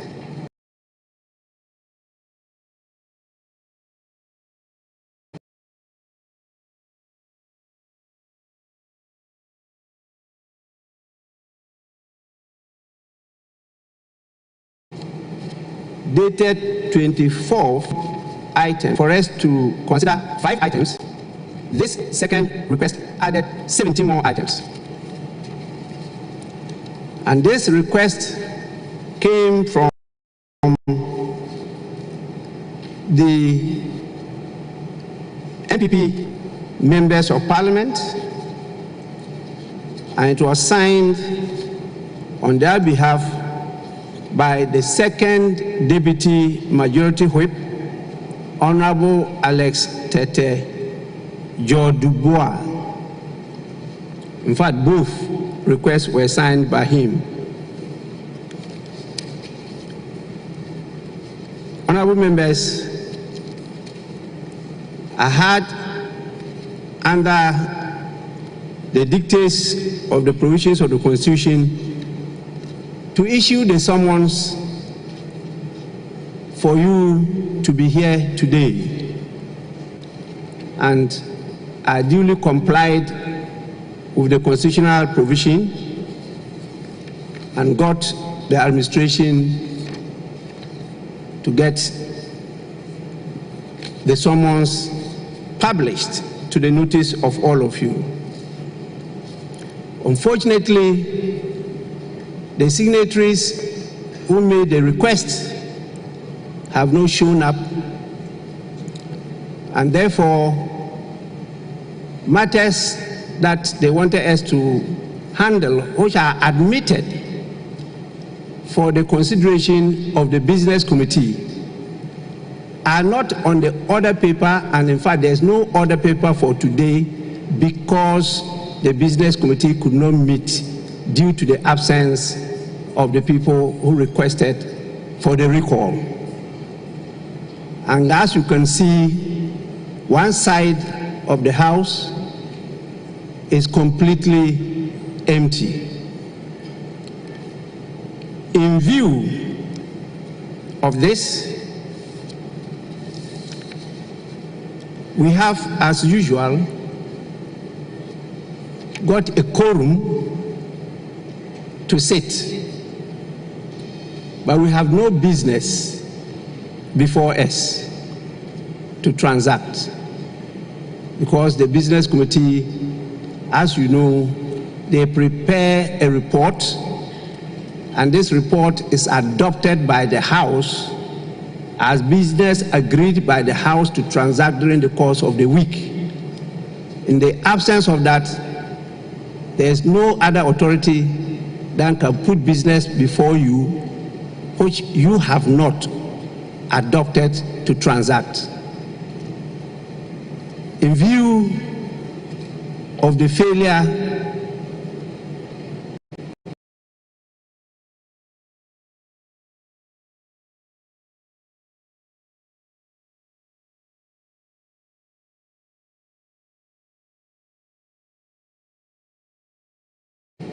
of the business committee to sit, as a result of the refusal of those who requested for the recall to show up, to once again adjourn the sitting of the House. Knowing the challenges we are facing, it is not advisable to be adjourning from day to day. And so I'll proceed once more to adjourn the meeting indefinitely. And the meeting, this extraordinary meeting, is accordingly adjourned.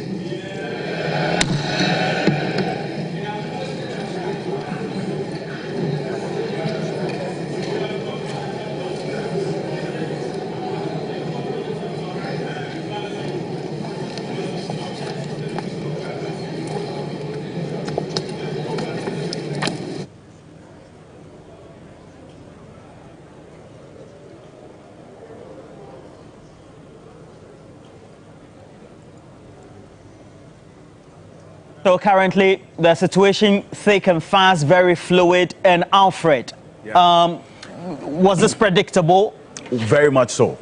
Very much so. Why is that? Because, I mean, it was quite clear right from the get-go this morning that this was the only option that the Speaker would have to adjourn again Senate here.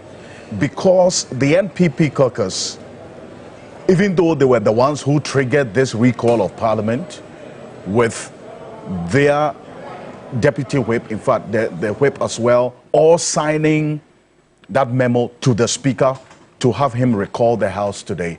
They are not in the chamber. So even though it's the MPP that triggered this recall, to the extent that the MPP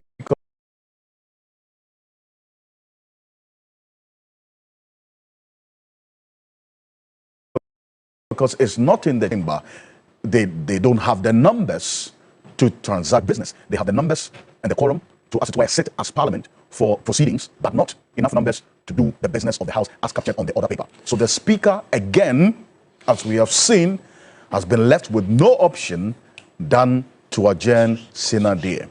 Now, the fundamental question is, when is there going to be another recall again? And if there's going to be another recall, what's going to be different this time around? Because it's quite clear that if there's going to be another recall, the NDC MPs will not budge. Okay, as it is, Martin Kpebu is rejoining. Martin Kpebu, the Speaker of Parliament, were just live from the chamber again, adjourning the House. What does it mean? What are the implications? Yeah, so once he says they don't have the numbers, it means that will be the situation until they can get a quorum. So then, but most especially, what it means is that we need more consultations, more negotiations behind the scenes. They should go see the Speaker, the Presidency, and then the Judiciary. They should all talk behind the scenes and then resolve this. Yes, let's do that because it's a democracy. Ghana is bigger than all the parties at play here. The Supreme Court obviously didn't handle this matter well. They've given us a big problem. So they should be involved in trying to negotiate something behind the scenes, out of the public view. Yes, I think that's the way to go. These things can be done secretly. The President, the Speaker, the Judiciary, the Supreme Court, and then they will fashion something out. And then the majority, the leaders of the majority, and then, or let's say, the leaders of NDC, then the leaders of MPP. Yes. This one is negotiation. They should do something behind the scenes. Because, listen, it's not as if the Supreme Court decision is cast in stone. Depending on what they negotiate, the decision can be modified. People can be pacified, etc. Yes. So they should talk. They should talk behind the scenes and then come out with a solution. The Speaker did indicate before that adjournment just a few minutes ago that based on the consultation with the leadership, they have the other side in the House, but not in the chamber. But there's no business before him to undertake. What are the implications? What does it mean? It means that further discussions were not undertaken? Obviously, yes. You can see that the consultations have not been concluded. Yes, because if they were, this situation would not occur. This situation would not occur. So let them do further consultations and then let's see what they come up with. After getting a solution. All right. It's not a problem. It's just about all of them putting their egos aside and then agreeing that, listen, we've all contributed to this situation, so let's see how we can resolve it. All right. Okay, we'll call you back. Let's go back to Parliament, and we have the majority leader addressing the press, Dr. Kesola Toforson. That EP members of the committee once again failed to show up at the business committee. I personally called the committee clerk, and I was informed that she is out of the jurisdiction and no one has reached out to him to her to program the business of the day. I was worried and reached out also to the MPP side and to have an indication as to what their plan is. No one responded. I am deeply worried and deeply concerned that the very people that requested for Parliament to be recalled failed to show up. Clearly, what we are seeing here is an abuse of the Constitution and the standing orders of Ghana's Parliament. The NPP Minority Caucus have indeed caused financial loss to the state and to us, the NDC members of Parliament, and to the people of Ghana. We say this because these recalls cost Ghana money. This is not the first time that they have done this. They've done this a couple of times, but we see nothing than disrespect. We call on the people of Ghana to see the behavior of the NPP and punish them accordingly. They have certainly, everything shows that the NPP are tired, they are fed up, and they are not ready to work for the people. They are bereft of ideas and they are short of vision. They cannot solve the suffering of the people.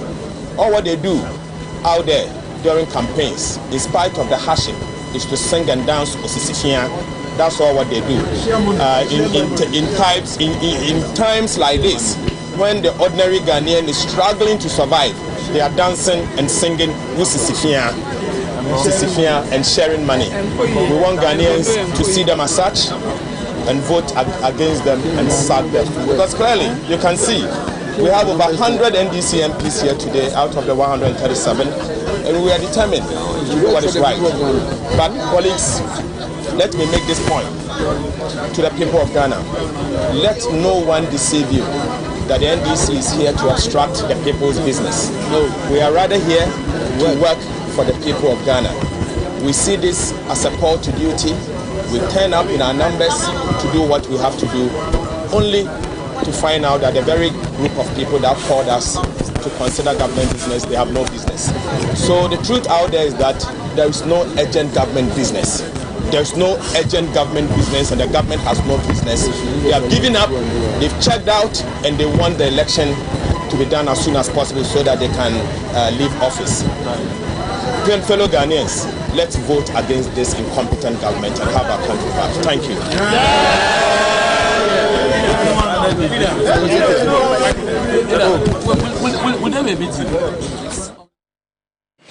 And the way it looks like, Alfred, it means that we have a stalemate.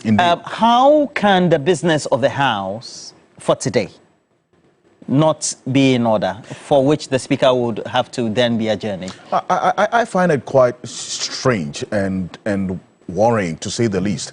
And look, Dr. Kesola Toforson was quite clear in his words that under normal circumstances, the business of the House, at least the business of the day, should have been communicated to at least the leadership of the House.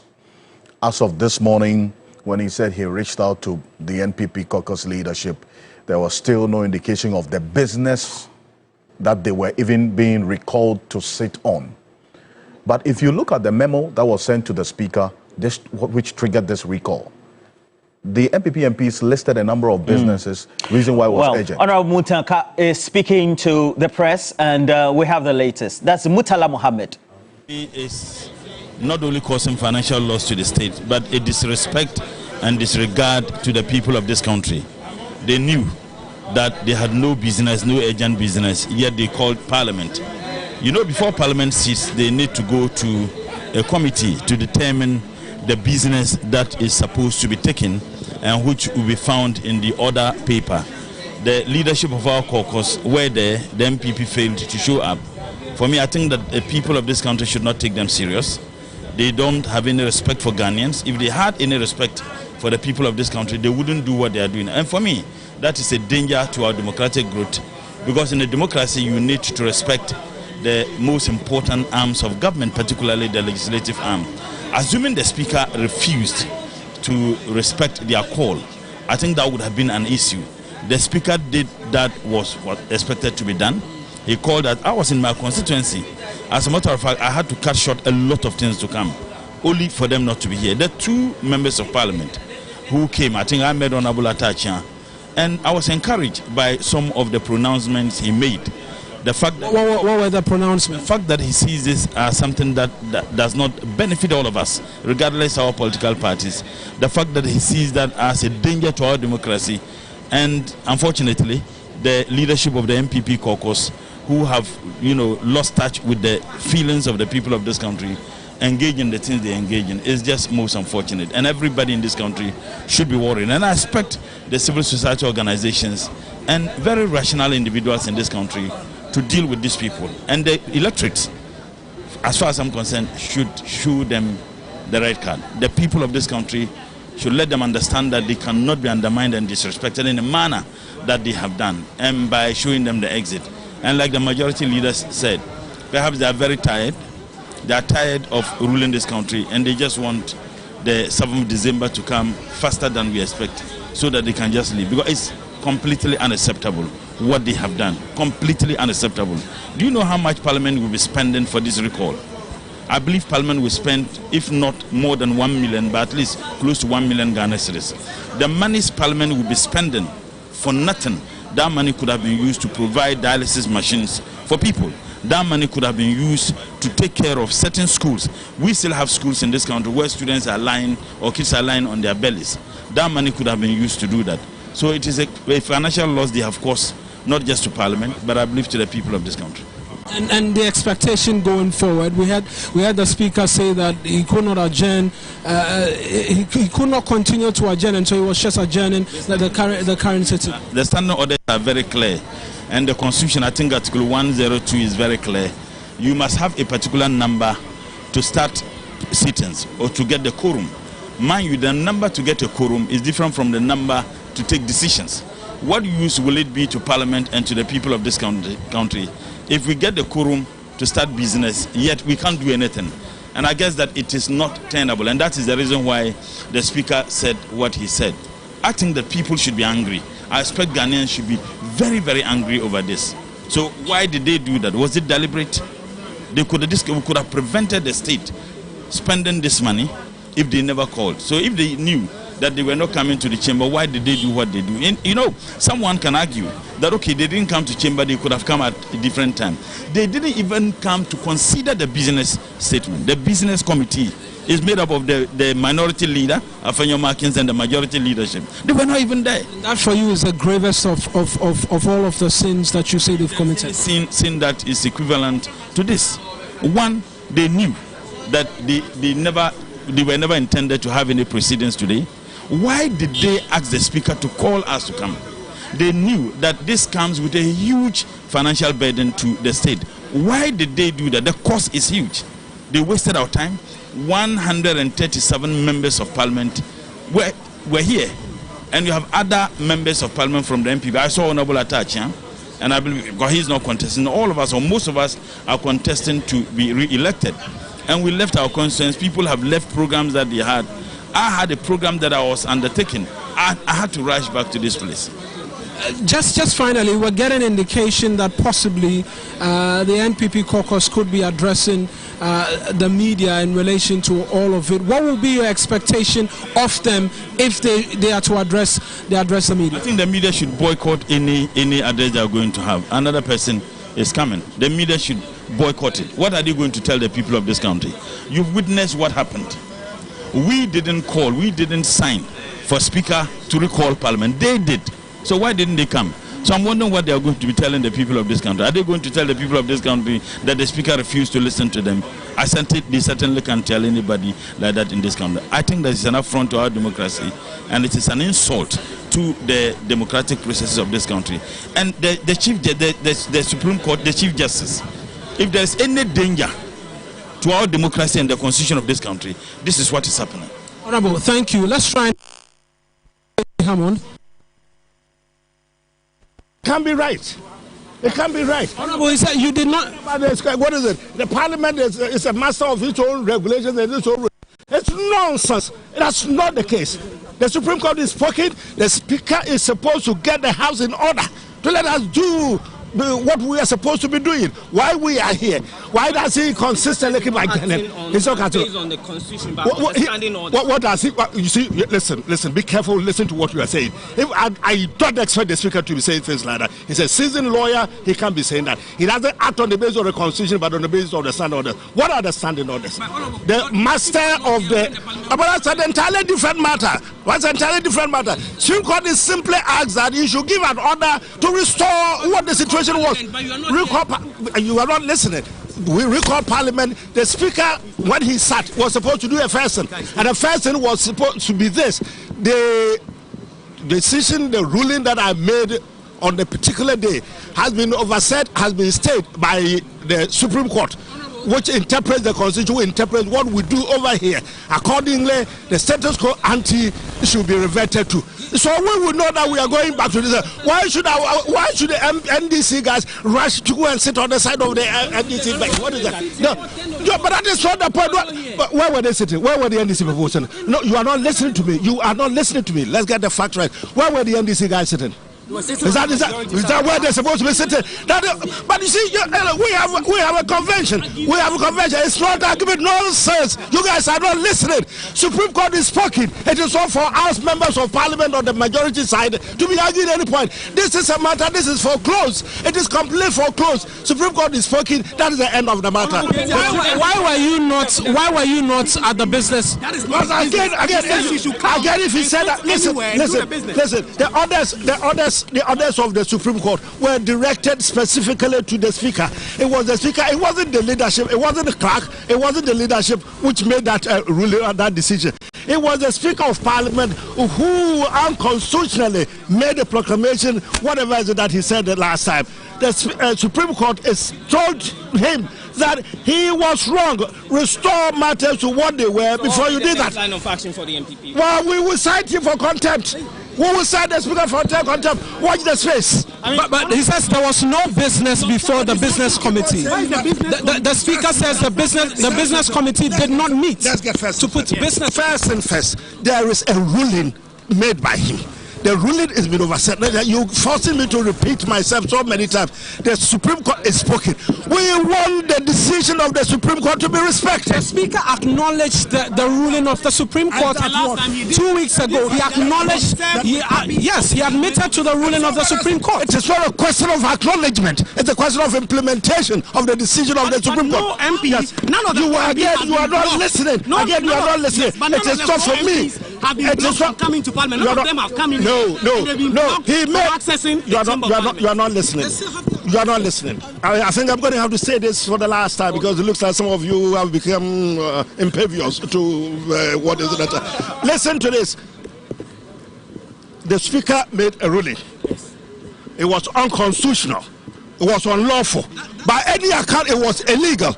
The Supreme Court, contrary to the assertion by he himself and some members of the minority who keep proclaiming from high roofs and high heaven that the Parliament is a master of its own rules and regulations, the Supreme Court is told Babi and Parliament that you are not. There is an institution which is the master of the rules of Parliament, and that this is what the law is, that you cannot make the decision, the proclamation that you made. I call it proclamation because you think it's a king, it's whatever, it's a lord unto himself. But you made a ruling. It is not right. Supreme Court is telling you it is all right. Go back to that. The Supreme Court did not. Just briefly, two things. It will be the interest of Ghanaians for the Speaker to respect to respect the ruling of the Supreme Court. Come back to this side rather than continuously adjourning. He is disrespecting the ruling of the Supreme Court. 4 MPs. You are not listening. You are not listening. No, when did any of the 4 MPs come in and they were you know where they were? Because today the second deputy speaker's aide you may but the second deputy speaker himself has not been inside. you may want to take some medication. It has no point shouting when you are ignorant of the matter. What it is this: it's not for the 4 people to simply show up. The Speaker has made a ruling barring them from coming to the Parliament. Supreme Court is reversed it. It is for the Speaker to sit up there and tell the House that his decision has been reversed, and so we stay. How will it be reversed if you are not seated? Honorable, you say you are going to cite the Speaker for contempt. That is not properly convened. I mean, you are going to. How would the Speaker reverse his decision? Again, I'm saying that you either want to take leave of your senses or you listen to what I am saying. If you are not prepared to listen to what I'm saying and just listen to your own voices, we're not going to get anywhere. Look at the paucity of cameras. Everyone is listening, but you don't seem to be listening and concentrating on what I'm saying.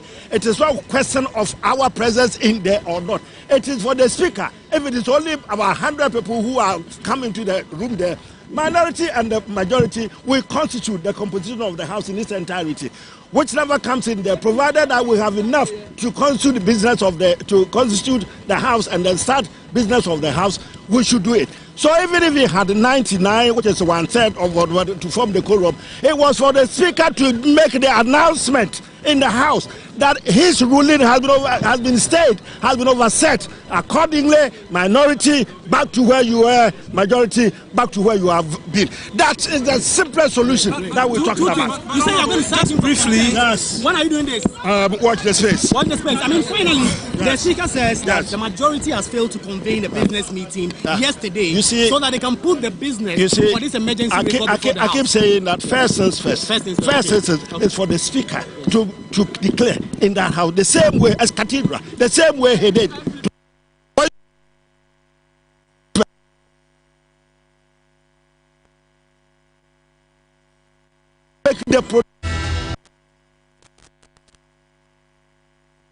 And accordingly, come back and sit where we sit. The business of the House. Honorable, just briefly, gave that ruling. He didn't direct where each side of the House should sit. It is the NDC who've taken it upon themselves to sit at the majority side. And so, if he says he's acknowledged, he told them to do that. He says acknowledge the ruling in his head. Just briefly, lastly on the petition which came through for the recall, the Speaker, in reading out the directive, stressed strongly that it was the majority, the second majority whip. Don't push me.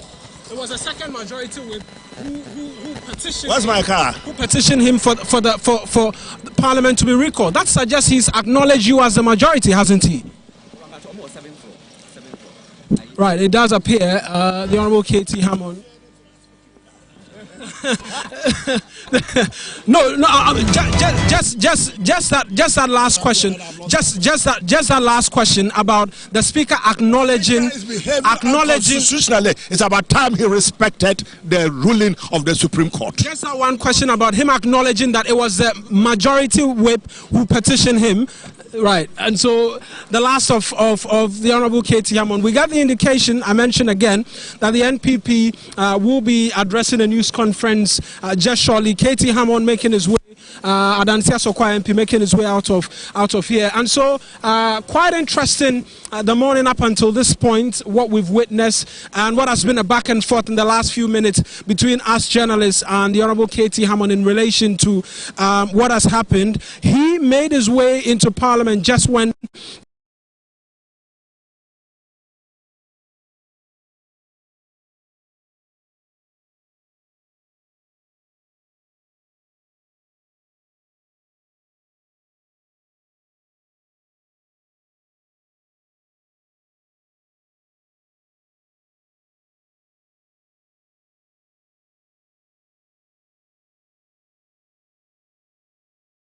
the Speaker had a jailhouse and definitely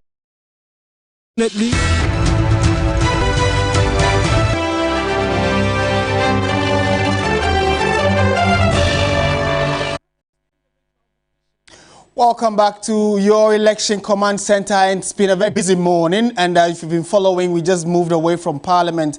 A lot has been happening in the last 2 or 3 hours, and you know that the Speaker called Parliament to reconvene. Unfortunately for the NPP, they did not show up. However, the NDC got there quite early and occupied the majority side of the chamber, and only one NPP MP had the courage to enter the chamber or the premises of Parliament and even interacted with his NDC colleagues and later left. Bottom line, the NPP did not show up, although they triggered the recall of Parliament. And as it stands, the Speaker of the House, Alban Bagbin, has asked for another adjournment, or has adjourned the House sine die, which means indefinitely, technically saying we do not know when Parliament will be recalled. Mind you, on the 11th of November, that is when the Supreme Court will be looking at the substantive case of why Parliament has even decided to, adjourn indefinitely. It is on the back of the fact that the Speaker declared some 4 seats vacant and the NPP disagreed with him, went to the court. The court says the specific provisions in the Constitution on the back of which the Speaker ruled or gave the directive that those 4 seats be declared vacant is yet to be interpreted. The Supreme Court is now going to interpret that specific provision so that we all get to understand the minds of what the Supreme Court thinks of what that provision means. Although it is in plain English, you and I do not understand it, especially because per our Constitution, it is only the Supreme Court that has the authority to interpret constitutional provisions. So we'll go and we'll have an in-total discussion of what has happened in Parliament. Before that, let's go back to Parliament. Eric Mawana-Igbeta is interacting with some other members of Parliament. Haruna Idrisu, I'm told, is speaking. And what the consequences of the president you said. This is a consequence of a president, God bless. So that's the former minority leader, the Honorable Haruna Idrisu, as well, speaking to the fact that he had warned of the possible precedents that that decision in 2020 could set, and which has set, but he makes the argument that, look, there is no ambiguity in relation to Article 97, and so the furore cannot really make sense for him in relation to all that we've seen. And so that's what it's been, quite interesting, chaotic few minutes here in terms of what we've seen. But we can return to you, Martin, in the studio for a bit more as we try and rally and get to the 7th floor, where the expectation is that the NPP caucus will be addressing the media any moment from now in relation to all of the things that we've seen. What we know, based on the appearance of Katie Hammond here at this particular point in time, is that there could be some suggestion that they were going to make their way, but they didn't make it on time, reason for which the Speaker has adjourned, because he was asking the question why the Speaker had adjourned the House and why he did not declare that the Supreme Court ruling had taken effect, and for reason for which the sitting position should change. All of that and more, a bit more clarity, and how the NPP caucus is going to respond to the argument of causing financial loss to the state and then to their colleagues by not attending upon their own open invitation to all members of Parliament to be here and present. We'll seek to get the responses for you shortly, you watching at home. But back to you in the studio, Martin, from here at the Accra International Conference Centre, which is serving as Parliament at this particular point in time. All right, thank you very much, Eric Mawana-Igbeta, bringing us the ins and outs of developments in Parliament. And clearly, all of you who've been following, you are now aware that the current Parliament that we have has been adjourned. I have 2 gentlemen with me in studio who will be dissecting the issue in detail to find out what next for Parliament, what should the expectation be, as the Supreme Court is also expected to rule or give its position on what the specific content of the Constitution says, and then later we'll also do some further programming here. You are live on TV3. This is your Election Command Center. It's just the fact that we are continuing our coverage of the recall of Parliament, but This particular time belt is Election 360. Anything election related, this is where you have to come to get the details. So we'll today be visiting the Volta region and then do some further breakdown and analysis of how both political parties and the other minority parties are trying to get votes from the Volta region. But before that, let me pick the